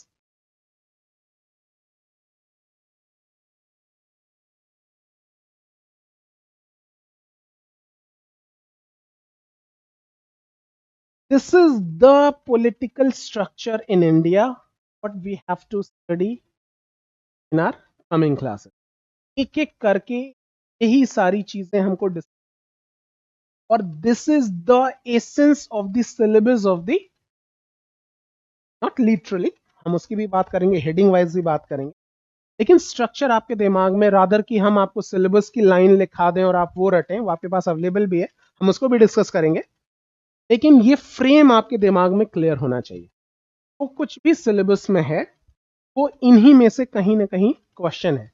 questions या तो आपके इससे fundamental right, directive principles, parliament, विधानमंडल, president, governor, prime minister, the system, the judiciary, ठीक है, the relations between them, the conflicts, the issues, these are the areas we have to study in our coming classes. और ये this is the study of the system, ये बहुत important है, आप समझिए। आप केवल ये मत समझिए कि पेपर 2 का एक पार्ट है और यहाँ प्रीलिम्स में 10-15 क्वेश्चंस आते हैं, क्वालिफाई करने में बड़ा मदद करता है, कि इतने मार्क्स कवर हो जाएंगे, मेंस में इसका बड़ा इंपॉर्टेंट रोल है, तो वहाँ बहुत पॉलिटी गवर्नेंस मिला के लगभग 15 क्वेश्चंस हो जाते हैं, मोर देन 150 मार्क्स के तो अकेले यहीं से हो जाता है। ये सारा कंट्रीब्यूशन है, हम इसकी भी बात करते रहेंगे, लेकिन इन सब के बावजूद अगर आपके दिमाग में एक फ्रेमिंग क्लियर हो गया, फ्रेमिंग क्लियर होने में आपके आंसर राइटिंग में ये इतनी मदद करता है। जब आपसे पूछे जाते हैं, तमाम सारे इंसिडेंट पूछे जाते हैं। जितना क्लियरली ये फ्रेमिंग आपके दिमाग में रहेगी, आप समझ पाएंगे नहीं नहीं नहीं, ये बात तो लेजिस्लेटिव की थी, लेजिस्लेचर की थी, यहाँ एग्जीक्यूटिव का रोल नहीं है और क्वेश्चन यही पूछ रहा है। आप ये समझते ही अब आपका आंसर डाइवर्ट नहीं होगा, आप राइट पाथ पे होंगे। अब उसको जरूरत है कि आप कैसे द लैंग्वेज, द लॉजिक्स, उस पर काम करना है। नहीं तो यही बहुत बड़ा कंफ्यूजन है। पॉलिटी सब लोग कलेक्टिवली देख रहे हैं, ठीक है, कि हर जगह पॉलिटी मतलब वही फंडामेंटल राइट। पता नहीं, आप देखिए अभी प्रेम्बल हम डिस्कस करेंगे, प्रेम्बल से रेगुलरली क्वेश्चंस नहीं पूछे जाते, लेकिन ऐसा कभी नहीं हुआ कि जब प्रेम्बल के कंटेंट आपके आंसर्स लिखने में मदद ना करें, है ना, वो इतना इंपॉर्टेंट है, हम उसको मिस नहीं कर सकते। तो ये बहुत जरूरी है कि इस बात को हम ये सारी चीजें समझें, ठीक है। तो आने वाली क्लासेस में ये जो हमने अभी तक डिस्कस किया है, ये फ्रेमिंग, ये सबसे इंपॉर्टेंट चीज होने वाली है। इसी ग्राउंड पर, इसी बेसिस पर हम अपनी सारी चीजों को फ्रेम करेंगे। इतनी बात समझने में कहीं कोई दिक्कत? ऑल सेट, ठीक है, चलिए आगे बढ़े, आगे तो नहीं। अब यहां ये जो सारा स्ट्रक्चर आपने अभी अभी देखा, ये आपने ड्रॉ तो कर लिया था ना सारे, तो ये जो स्ट्रक्चर आपने अभी था, ये स्ट्रक्चर ऑब्वियस सा क्वेश्चन दिमाग में आता है कि हमारे मेकर्स दिमाग में क्या आया कि उन्होंने ये सारा स्ट्रक्चर किया, क्या आया होगा दिमाग में कि हमने ये सारी चीजें समझ ली, तैयार कर ली। ये कहीं भी समझना हो तो सबसे आसान चीज क्या है, आप एक चीज समझ लीजिए, पर्पस बिहाइंड इट। जैसे आप अपना ही एग्जांपल लीजिए अगेन, आपको कोचिंग क्लासेस करनी थी, ऐसा तो नहीं किया ना कि दो दोस्त इकट्ठा हुए कहे कि चलो आज कोई कोचिंग ज्वाइन करते हैं। इस चीज का, अरे कोई तो मेडिकल इंजीनियरिंग IAS PCS जो पहले मिल जाएगा, कोचिंग के सामने जाएंगे, टॉस हेड आए तो एडमिशन, टेल आए तो नो एडमिशन, ऐसे तो नहीं करते। आप बाकायदा जाते हैं, पहले तो आपके दिमाग में क्लियर होना चाहिए what you have to do, करना क्या है आपको, ठीक है, ये क्लैरिटी बहुत जरूरी है। फिर सारी कहानी शुरू होती है कि कौन सी कोचिंग, क्या मटेरियल, क्या स्ट्रैटेजी, ये सब बाद में रैप अप होता है।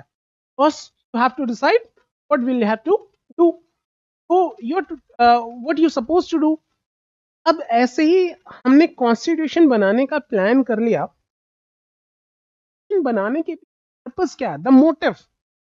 वो मोटिव समहाउ अगर हमें पता चल जाए, तो मोटिव क्या होगा, मोटिव क्या होगा अगर वो पता चल गया, तो कॉन्स्टिट्यूशन में लिखी गई एक बात बहुत क्लियर हो जाती है, एक एक चीज। आपको पर्पस पता है, ये है तो क्यों है, ये पर्पस है। वो पर्पस क्लियर होते ही कॉन्स्टिट्यूशन में लिखी हुई सारी बातें क्लियर हो जाती हैं, सारी चीजें अपने आप, सारे इश्यूज क्लियर होने शुरू हो जाते हैं। आप समझ पाओगे कि राज ठाकरे ने अभी अभी कहा कि अगर महाराष्ट्र है तो वो मराठियों के लिए है, ठीक है, इसी की सुपरमेसी होनी चाहिए, मराठी लैंग्वेज की सुपरमेसी होनी चाहिए। और महाराष्ट्र को महाराष्ट्र बनाया किसने, द आउटसाइडर, ठीक है। आप महाराष्ट्र से, you just extract Mumbai and Pune from Maharashtra, Maharashtra is Bihar, नहीं, केवल मुंबई और पुणे को निकाल दो और आप देखो मेरे महाराष्ट्र का क्या हाल है।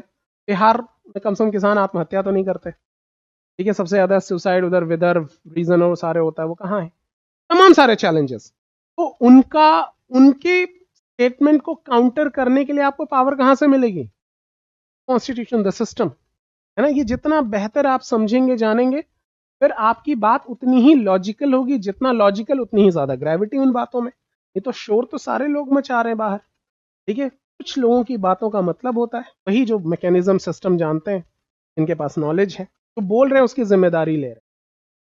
तो कहने का मतलब कि पर्पस क्लियर हो जाए तो हम समझ पाते हैं कि जो कुछ भी है वो क्यों है। सवाल ये है कि पर्पस चलेगा कॉन्स्टिट्यूशन, पर्पस कहाँ लिखा है, क्या लिखा कॉन्स्टिट्यूशन में, लिखा हुआ है कहाँ, इन preamble.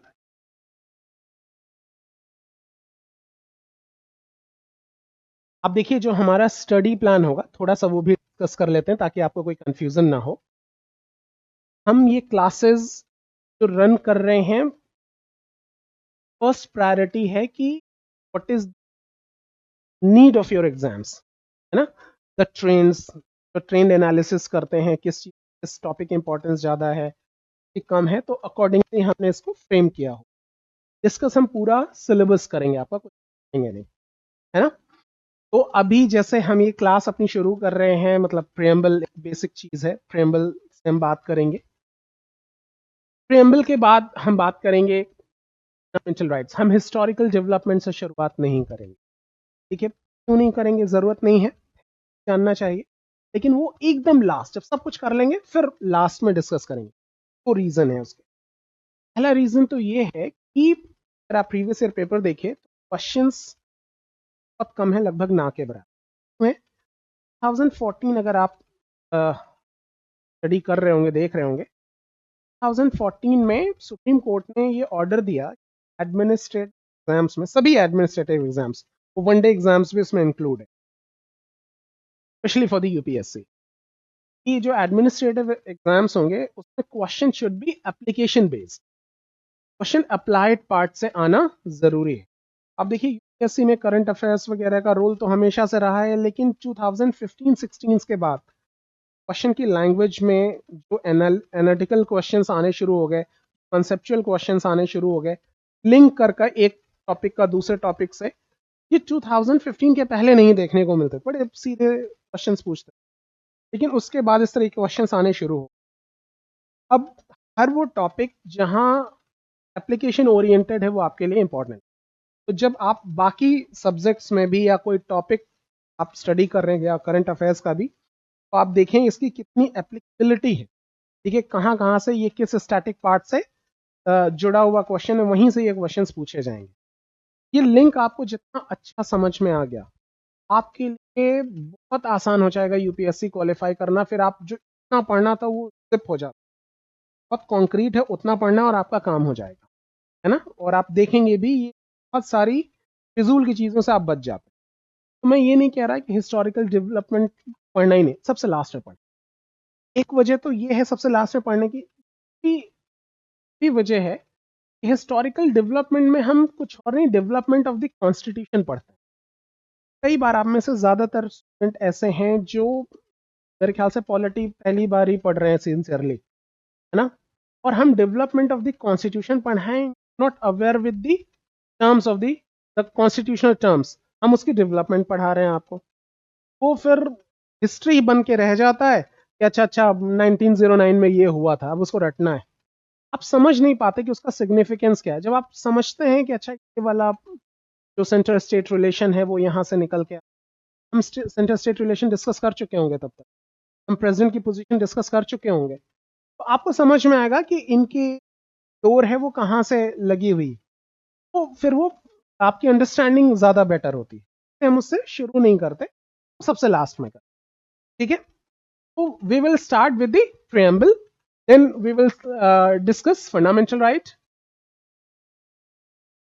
the directive principles of a state policy, the parliament. Parliament सबसे बड़ा टॉपिक है आपका। इसी पार्लियामेंट में we will start with president.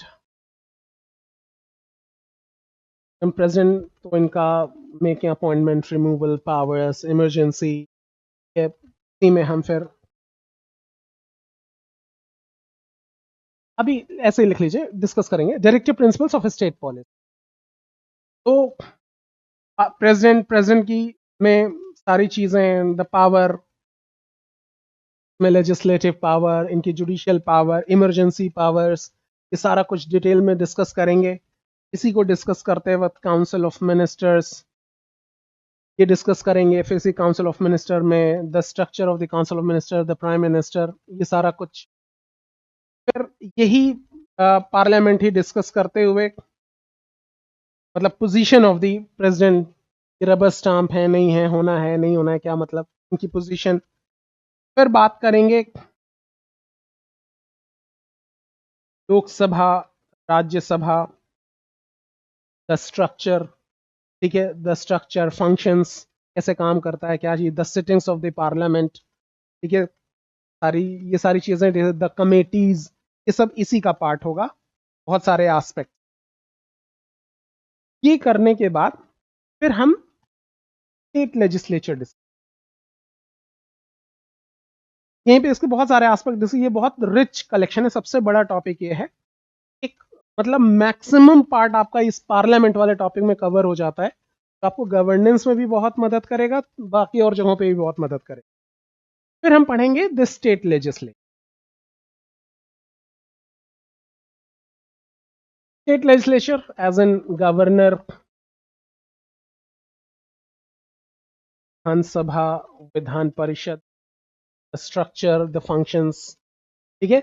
यहां हमारा फोकस केवल इनके स्ट्रक्चर पार्ट पे ही होगा, और फिर हम डिस्कस करेंगे इनके, ये इंपॉर्टेंट हो जाता है, related governor, related structure of the Vidhan Parishad, इनकी पोजीशनिंग, ठीक है। और फिर यहीं से हम सेंटर स्टेट रिलेशंस पढ़ेंगे, डिवीजन ऑफ द पावर्स पढ़ेंगे, ये सारे एस्पेक्ट, फंक्शंस वगैरह डिस्कस करेंगे। ये अपने आप एक बड़ा एस्पेक्ट है आपके मेंस के सिलेबस का, तो हम कवर करेंगे इसको। ये मैक्सिमम पार्ट आपकी पॉलिटी का ये दो टॉपिक से कवर हो जाए। फिर हम आएंगे जुडिशरी।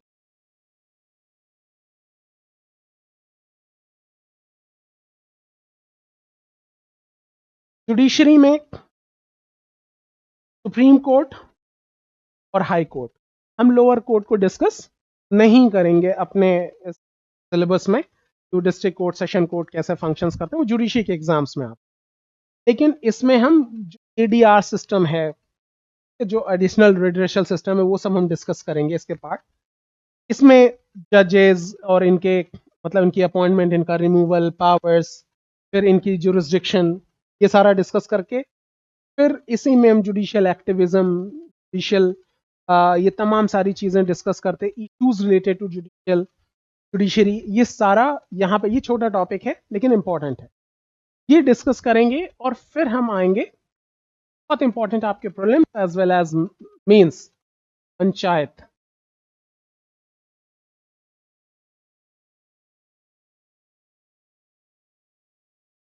इस पे हमारा फोकस होगा। आपके प्रीलिम्स में सिलेबस को डिफाइन नहीं किया गया है, लेकिन the word panchayat is there, ठीक है। तो बेसिकली पंचायत के स्ट्रक्चर को और उससे रिलेटेड ही क्वेश्चंस आपके आते हैं। हमारा फोकस भी इसी पर होगा, development of the panchayat, the structure of the panchayat in India, related issues, ठीक है। फिर हम बात करेंगे constitutional bodies.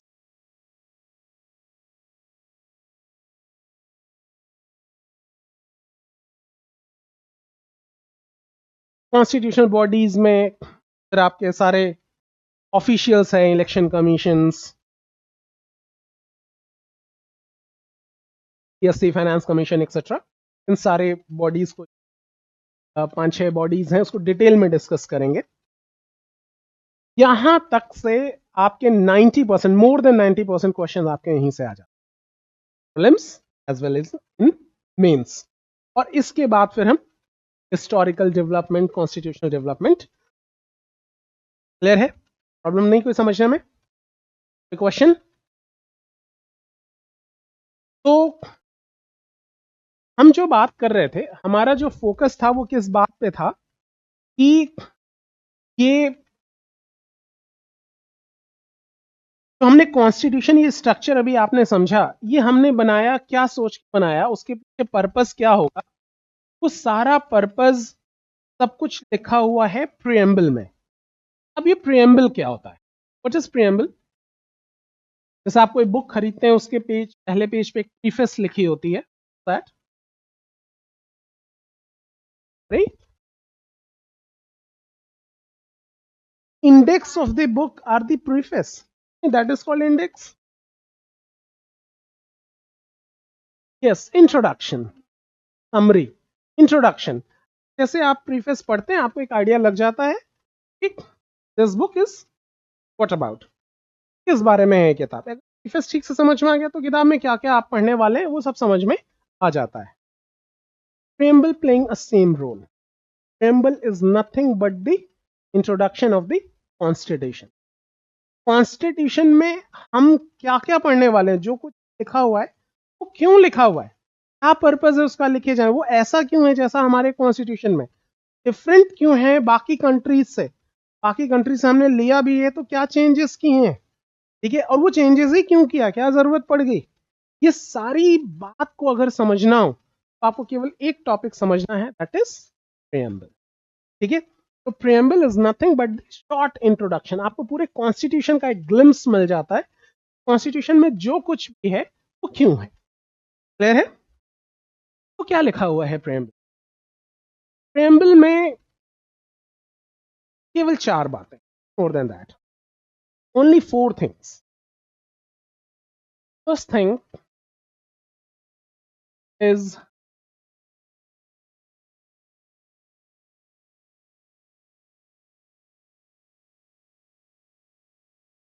source of, what will be the source of power of the constitution that is mentioned in the preamble. Films में question पूछा, the source of power the constitution is mentioned in fundamental rights and preamble in directive principle in the power of the president, तरीके के options थे, where the source of the power of the constitution is mentioned, the preamble. The first thing is mention of power, the second thing is the nature of state,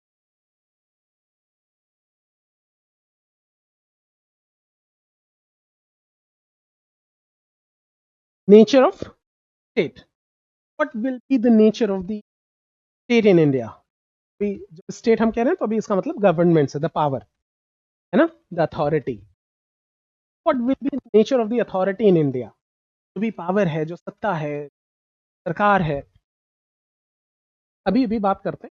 तो में पहली बात करते हैं कि what will be the nature. यहां तीसरी चीज हम जो डिस्कस करेंगे,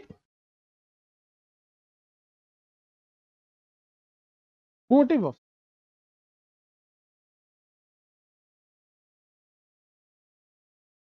what will be the purpose, ठीक है, क्या नेचर है, नेचर क्या होता है कि जैसे आप यहाँ प्रिपरेशन कर रहे हैं, आपकी जो लाइफ स्टाइल है में बड़ा फर्क होता है, आपका बैकग्राउंड का, आपकी कैसे बारिश हुई ग्राउंड रहा है, वैसे ही सारी चीजें होती हैं। तो आपसे बातचीत करके, आपसे मिलके पता लग जाता है कि आपका बैकग्राउंड कैसा, कैसे बैकग्राउंड से आप बिलोंग करते हैं।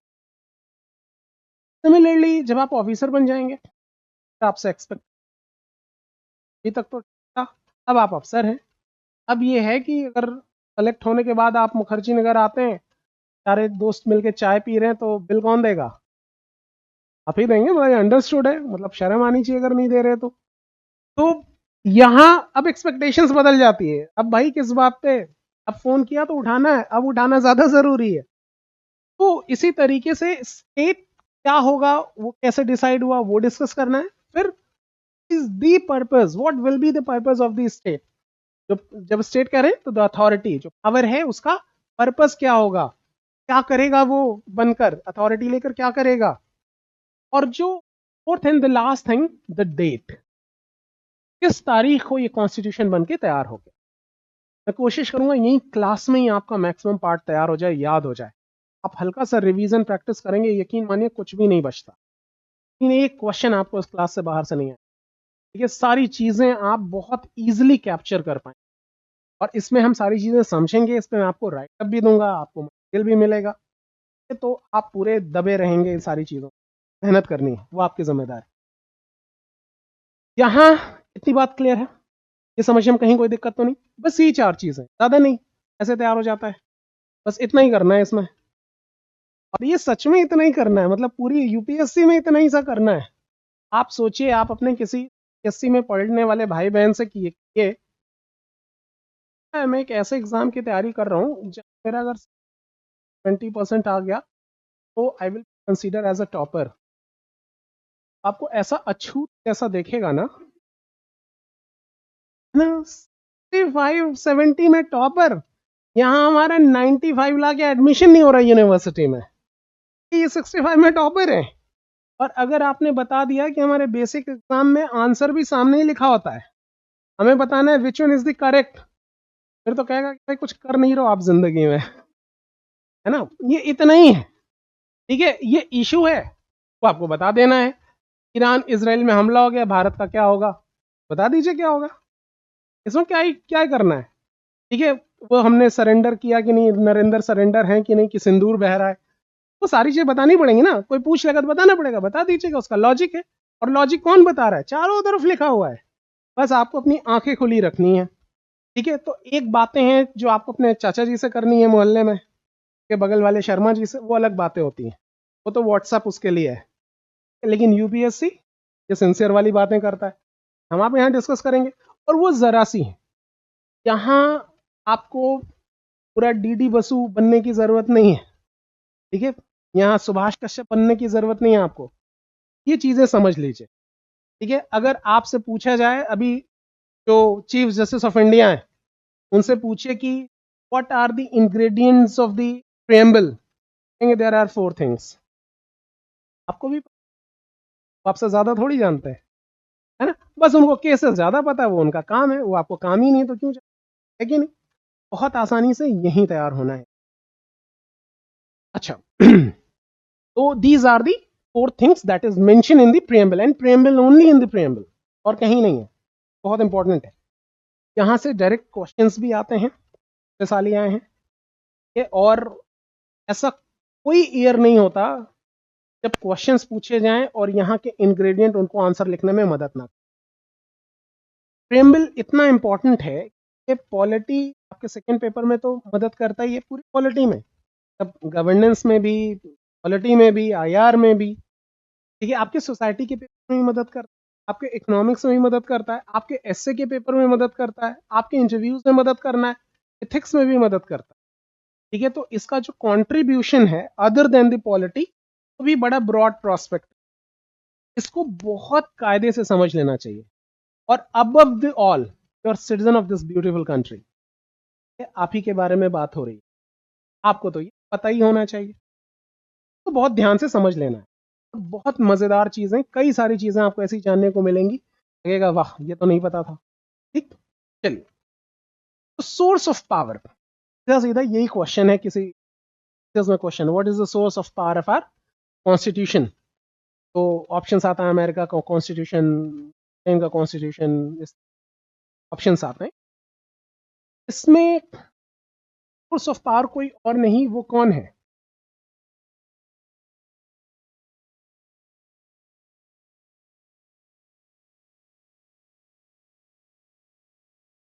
Be the people of India.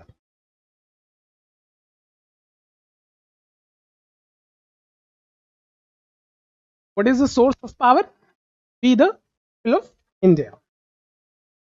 तो हम भारत के लोग ही हैं जो सोर्स ऑफ पावर है, क्लियर है बात। अब जब आप ये बात कहते हैं कि we of India is the source of power, यहीं पर प्रीलिम्स में आपसे क्वेश्चन पूछा गया है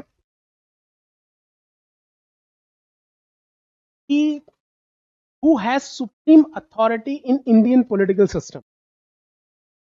इसमें ऑप्शंस हैं the president, the prime minister, the constitution, the parliament, which one have the supreme authority in Indian political system? Options are President, Prime Minister, Constitution, the Parliament. Constitution? Answer I've chosen. Constitution governs the whole thing. The one reason. अब यहाँ reason नहीं पूछा, मान लीजिए इस question को बदल दिया कि constitution has a supreme authority in Indian political system. The assertion and the reason, or what will be the correct reason? It instructs the whole things, all the instructions written in the constitution.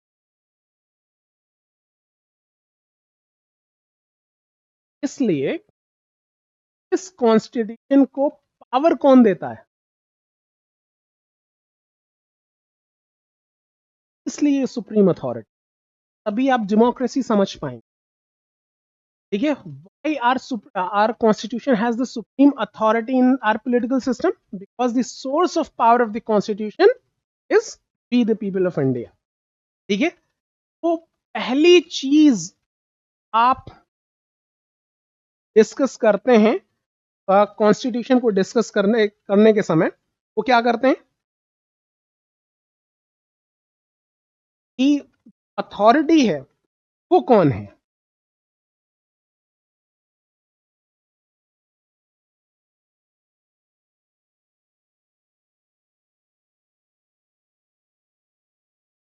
तो authority पहली चीज,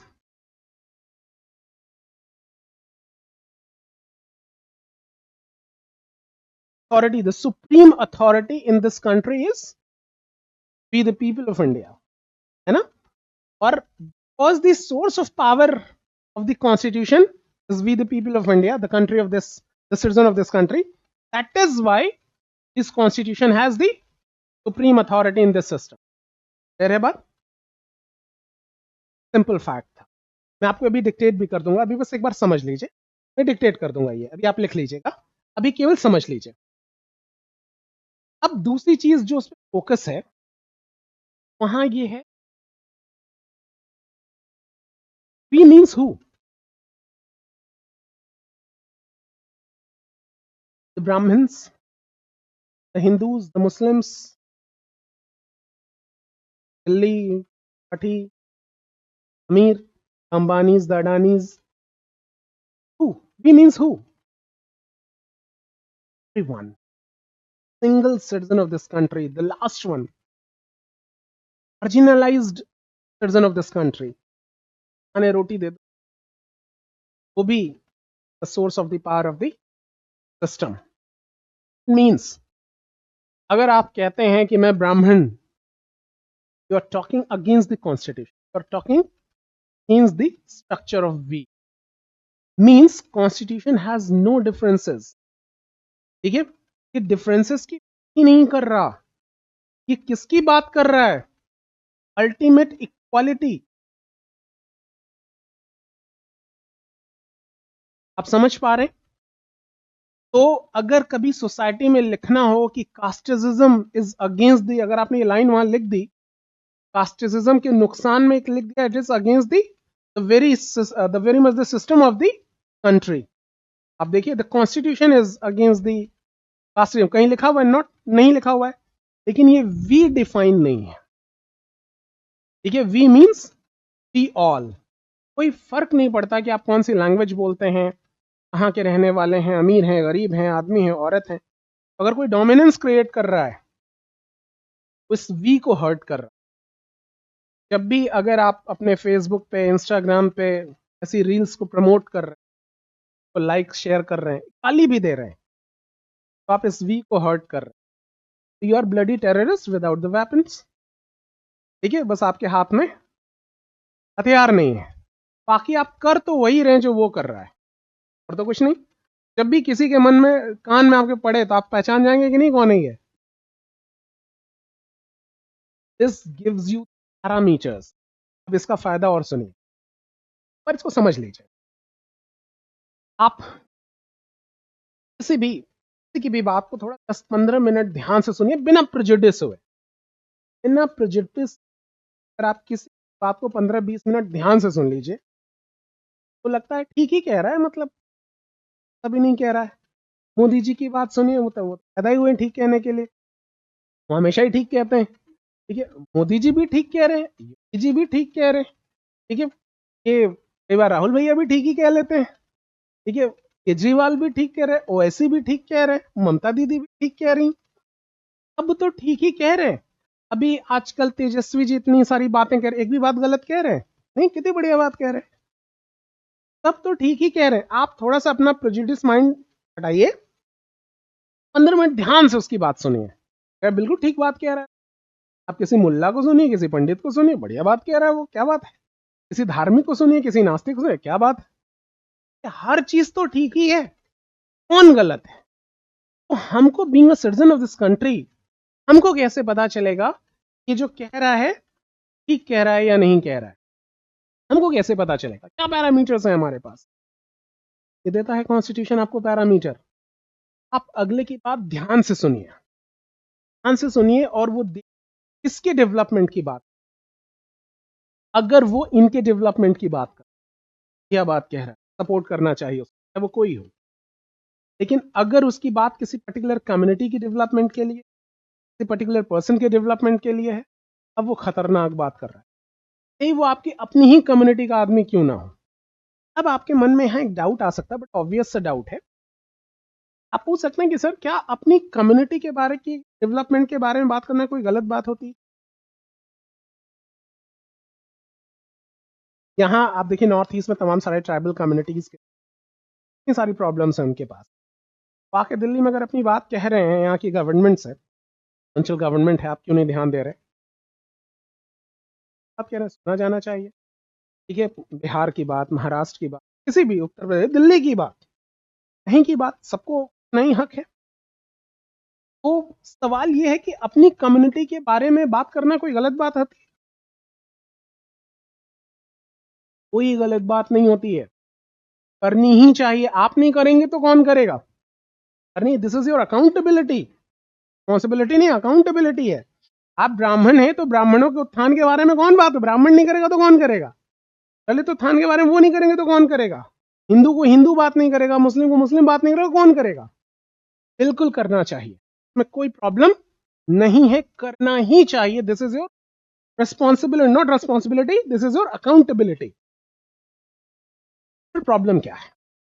problem ये है जब आप मेरी community कहते, मेरी ही कम्युनिटी कहना शुरू कर, अब प्रॉब्लम शुरू हो। जैसे आप आके मेरे से कहिए कि सर मुझे क्लास ज्वाइन करनी है, मैं चाहता हूं कि आने वाला जो एग्जाम है जिसमें मैं अपियर हूंगा वो मैं टॉप करूं, फर्स्ट पोजीशन मेरी है। What's wrong with it? गलत बात है इसमें? बहुत बढ़िया बात है, बिल्कुल करो।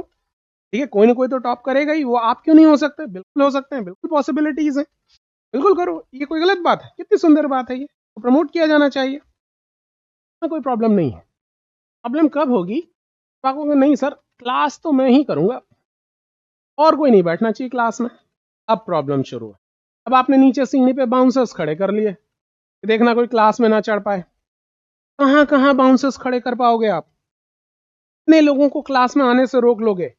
ठीक है, अच्छा ये सब कर भी लिया, मान लीजिए जितनी पावर है आपकी, कर लेने से आपका पर्पस सर्व हो गया। आपका पर्पस क्या था? कि आपको ये यूपीएससी टॉप करना था, उससे तो अलग पाथ है, अलग तरीके की प्रैक्टिसेस हैं, अलग तरीके के एफर्ट्स हैं, वो कर नहीं रहे हो आप, दूसरे को अपीयर होने से रोक रहे हो। इससे आपका पर्पस भी सर्व नहीं हो रहा और डिस्टर्बेंस आप अलग से क्रिएट कर रहे हैं। आपको नहीं लगता हमारे देश में भी यही हो रहा है आजकल? आप हिंदू से पूछे कि कुरान में प्रॉब्लम क्या है, वो डिटेल में बताएगा। ठीक है, अपने ग्रंथ में क्या प्रॉब्लम, वो नहीं। दूसरे वाले से पूछिए, वो सब बता देगा कि बता यार ये कन्हैया जी को मानते हैं, वो लड़कियां छेड़ते थे। ठीक है, वो अलग ही बात कर रहा है। ठीक है, वो अपनी बात नहीं करेगा, हर आदमी दूसरे को कम वो बता रहा है। अच्छा आप देखिए जितने ये आस्तिक लोग लोग घूम रहे हैं बाहर, सब मान लीजिए 10 रिलीजन है अगर दुनिया में, तो सब 1/10 ही तो धार्मिक है, बाकी तो उतने ही नास्तिक हैं जितने दूसरे वाला। यानी जो हिंदू प्रैक्टिस कर रहा है वो मुस्लिम प्रैक्टिस उतना ही नकार देता है जितना कोई अथीस्ट होता है वो नकार देता है कि नहीं? ये तो हम उतने 1/10 ही, केवल 1/10 ही हम रिलीजियस हैं, बाकी तो हम उतने ही नास्तिक हैं। ये सबके साथ है। और हमारे एफर्ट्स अगर ये होते भाई, आप अपनी कम्युनिटी की ग्रोथ के बारे में बात करो, कितना बढ़िया होता, सबकी डेवलपमेंट होती। वो नहीं, ये दूसरे वाले का डाउनफॉल कैसे करा दें। और इससे जो कॉन्फ्लिक्ट्स हैं सोसाइटी में, वो डेवलप, सबसे ज्यादा चोट किसको पहुंचाते हैं? डेवलपमेंट को। आज अगर आप हिंदू मुसलमान जाति ये देख के अगर सरकारें चुनोगे, फिर कहोगे नौकरी नहीं निकाल रहे हैं, सड़क नहीं बना है, हॉस्पिटल नहीं है। इसलिए तो चुना ही नहीं था ना आपने चुना था जिसके लिए वो बात कर रहे हैं। बेसिकली ये सारे का आंसर कैसे मिलेगा? आपको बात करनी पड़ेगी। आप सरकार से कहोगे सर ऐसा है, हमारे पड़ोस में जुम्मन चाचा रहते हैं, उनसे प्यार से रहना है कि झगड़ा करना है, कौन डिसाइड करे? हम डिसाइड, हम देख लेंगे उनको।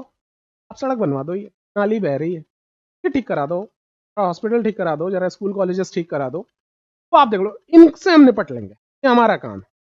ठीक है, इसके लिए आपकी जरूरत, आप मत बताइए कि वो ठीक है नहीं, हम देख लेंगे ठीक है कि नहीं। तो ये सेंस है, क्या आएगा, कलेक्टिव सेंस से आएगा। इसीलिए कॉन्स्टिट्यूशन शुरुआत ही इसी बात से करता है, we the people of India.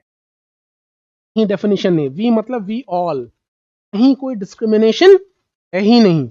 ये सबसे बड़ा पैरामीटर। आप अगले की बात ध्यान से सुनो, देखो किसके बारे में बात कर रहा है, इनके बारे में कर रहा है, बढ़िया बात कह रहा है। ठीक है, अपनी कम्युनिटी के डेवलपमेंट के बारे में बात करना बिल्कुल गलत बात नहीं होती, करनी ही चाहिए, लेकिन केवल मेरी कम्युनिटी, वो प्रॉब्लम। आप यहाँ का आइए, क्लास में पढ़िए, कोई प्रॉब्लम नहीं। ठीक है, केवल अपने क्वेश्चंस, अपनी चीजें, अपनी तैयारी पे फोकस रही बात, तो डिसिप्लिन स्टूडेंट कहेंगे ना, बाकी को डिस्टर्ब करेंगे। ठीक है, एक चेयर पे बैग रख लीजिए, एक चेयर पे बॉटल, एक चेयर पे जूते, एक चेयर पे चश्मा, एक चेयर पे पेन, और कोई नहीं बैठेगा, ऐसे थोड़ी होता है। तो बेसिकली आपने चेयर पे रखा है, कोई आके बैठे तो उठा के गोद में रख लीजिए, बैठ जाओ। ये है सेंस ऑफ वी। हमारे कॉन्स्टिट्यूशन की शुरुआत ही इससे हो। बड़ा फायदा क्या है, इंपैक्ट क्या है, आप देखिए इंपैक्ट क्या है। जैसे अगेन इसी इंस्टीट्यूशन का हम एग्जांपल लें, इस मार्केट में इतने सारे इंस्टीट्यूशन हैं, बहुत सारे, बहुत सब लोग जानते हैं। अब ऐसे में मान लीजिए द कोर को अपने आप को स्टैब्लिश करना है इस मार्केट में, क्या तरीका है इनके पास? इनके पास अगर ईमानदारी से पूछें तो केवल एक तरीका क्या है, यहाँ एडमिशन लेने वाले मैक्सिमम कैंडिडेट का सिलेक्शन होना शुरू हो।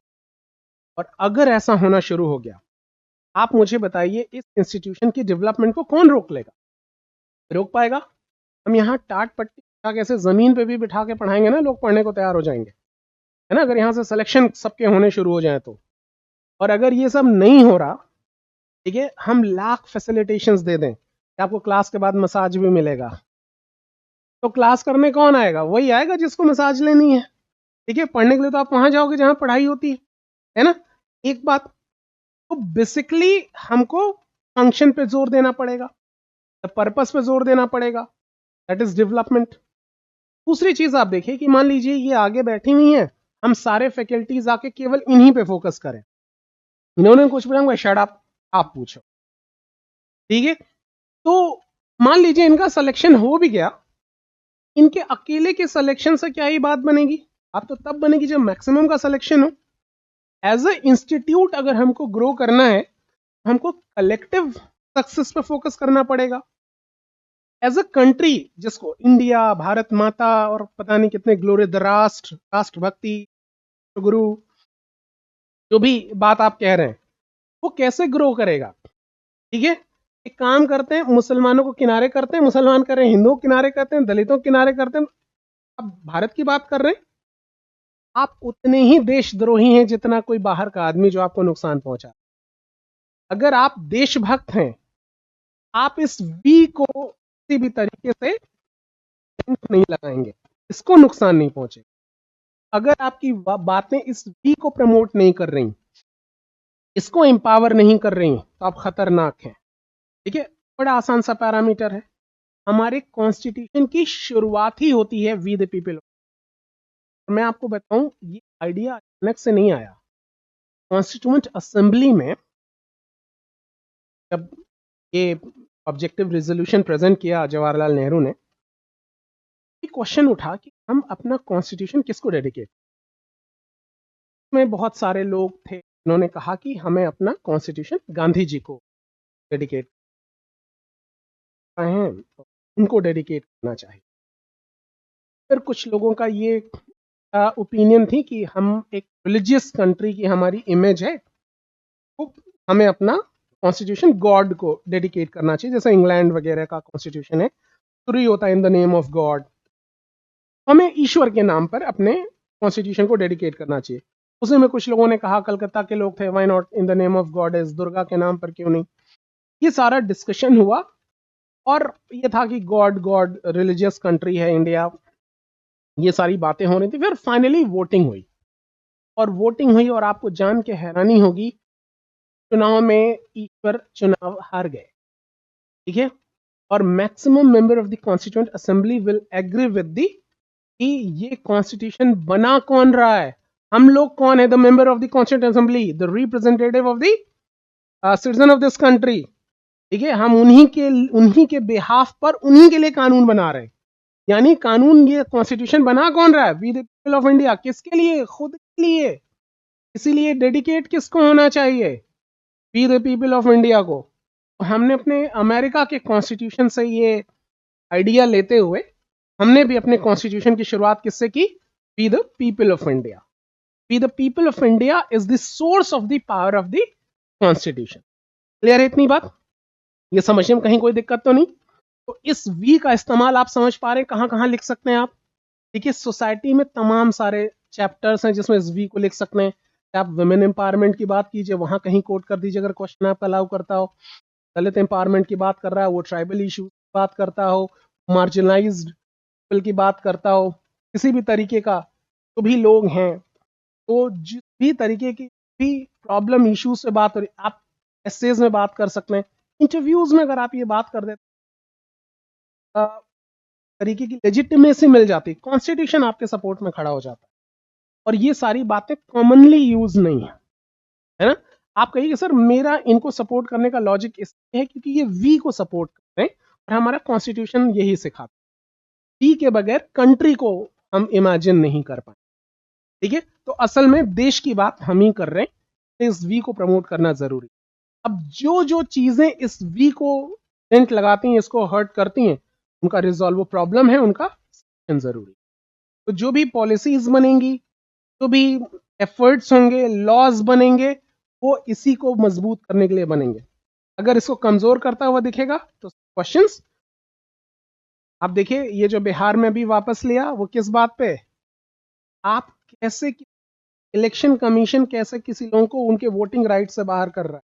ठीक है, अगर वो पार्टिसिपेट ही नहीं कर पाएंगे, they are not in position to role as a citizen in the democracy. ठीक है, और दूसरी चीज सिटीजनशिप डिसाइड करने की अथॉरिटी के पास, ये तमाम सारे पॉइंट्स जो टेक्निकल पॉइंट्स हैं, तो यही जितनी अच्छी ये बात आप समझेंगे उतना ही अच्छा आप ये आंसर कर पाएंगे। इतनी बात समझने में कहीं कोई दिक्कत पॉइंट पर? All set? ठीक है, आज इतना ही करते हैं। कल की क्लास में मैं इस पे थोड़ा सा आपको राइट अप दे दूंगा, कुछ लिख लेंगे 2 पैरे में, द पीपल ऑफ इंडिया, बाकी चीजें डिस्कस कर। ठीक है, तो कल की क्लासेस में मैक्सिमम चीजें कवर हो जाएंगी। यहाँ मेन फोकस हमको नेचर ऑफ स्टेट पे करना है, यहीं से सबसे ज्यादा क्वेश्चंस आते हैं, लेकिन इनकी अंडरस्टैंडिंग भी बहुत जरूरी है, प्रीलिम्स के लिए भी, मेंस के लिए। ठीक है, फिर वही चीज, एक बार इसको पढ़ के आइएगा प्रियम्बल। ठीक है, यहाँ से कई सारे राइटअप तो मैं क्लास में भी लिखवाऊंगा आपको, राइटअप्स हम आपको देंगे भी, नोट्स भी देंगे, मटेरियल भी देंगे। यहाँ से आपको वो प्रीलिम्स वाले प्रीवियस ईयर पेपर की मिली है, मेंस की मिली है शायद, हाँ, तो वो एक बार देखिएगा प्रियम्बल से कैसे क्वेश्चंस हैं। प्रीलिम्स की मेरे ख्याल से कल मिल जाएंगी। और आपको एक शीट मिली होगी जिसपे एनसीईआरटी के चैप्टर्स लिखे होंगे, मिले हैं वो? तो वो जरूर देखिए। एनसीईआरटी, थोड़ा सा और 2 मिनट रुक जाइए।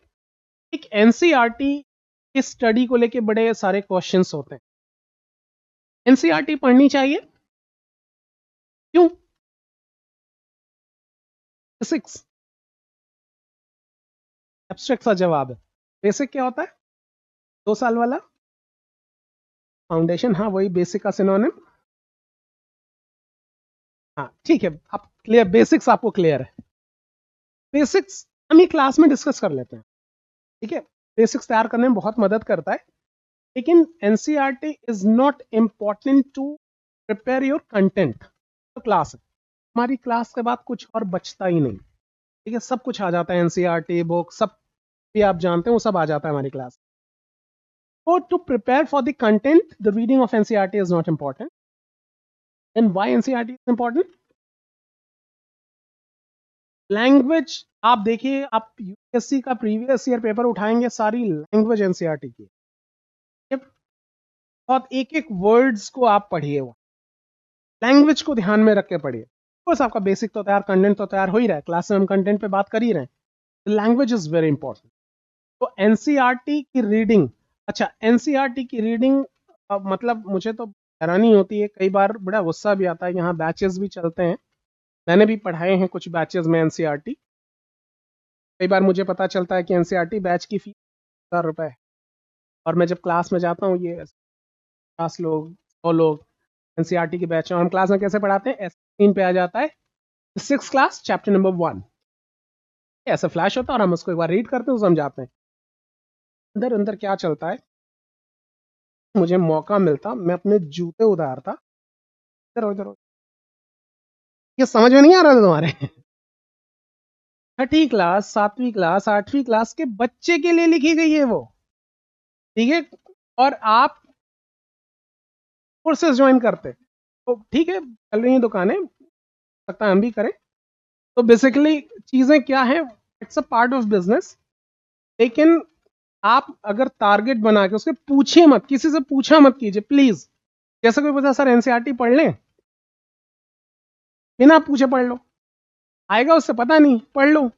ये सब तो वैसे ही पढ़ लेना चाहिए, हर चीज थोड़ी पूछनी है, पढ़ लीजिए, इतना सारा है में से इतनी 200 पेजेस में, तो आपके काम की चीज है वो 75 to 80 पेजेस है, बाकी तो स्टोरीज हैं, उनके क्वेश्चन है, कॉमिक्स बना दिए एनसीईआरटी को, अब तो पढ़ डालिए, क्या ही दिक्कत है। आप अपने टॉयलेट शीट पे बैठ के अगर एनसीईआरटी पढ़ेंगे तो एक हफ्ते में खत्म हो जाएगी वो, कहीं और समय ही नहीं देना है। तो इसलिए बहुत ध्यान से जितनी बार पढ़ेंगे आपकी लैंग्वेज इंप्रूव होगी। अभी जब हम राइटिंग पे बात करेंगे तो आपकी लिमिटेशंस आपको सामने आएंगी। आप हर चीज जानते हुए, मैं समझ तो सब रहा हूँ कैसे, 100 वर्ड्स इकट्ठा करने में आपको पसीने छूट जाए, सब कुछ जानते हुए, ये लिमिटेशंस है आप, और वो कुछ हजार लोग आएंगे और आपको कंपनसेट कर देंगे आपके इस लिमिटेशन, उनका सिलेक्शन हो जाएगा। ऐसा नहीं वो आपसे काबिल है, ठीक है, लेकिन उन्होंने उन वीकनेसेस पे काम कर लिया। तो आप सपोर्ट करते रहिए, बहुत मजा आने वाला है। मजा इसलिए आपको लगेगा कि आपका काम हो रहा है, ठीक है, बाकी तो बाय प्रोडक्ट्स हैं, ठीक है। चलिए आपसे कल की क्लास में मिलते हैं same time. Thank you very much.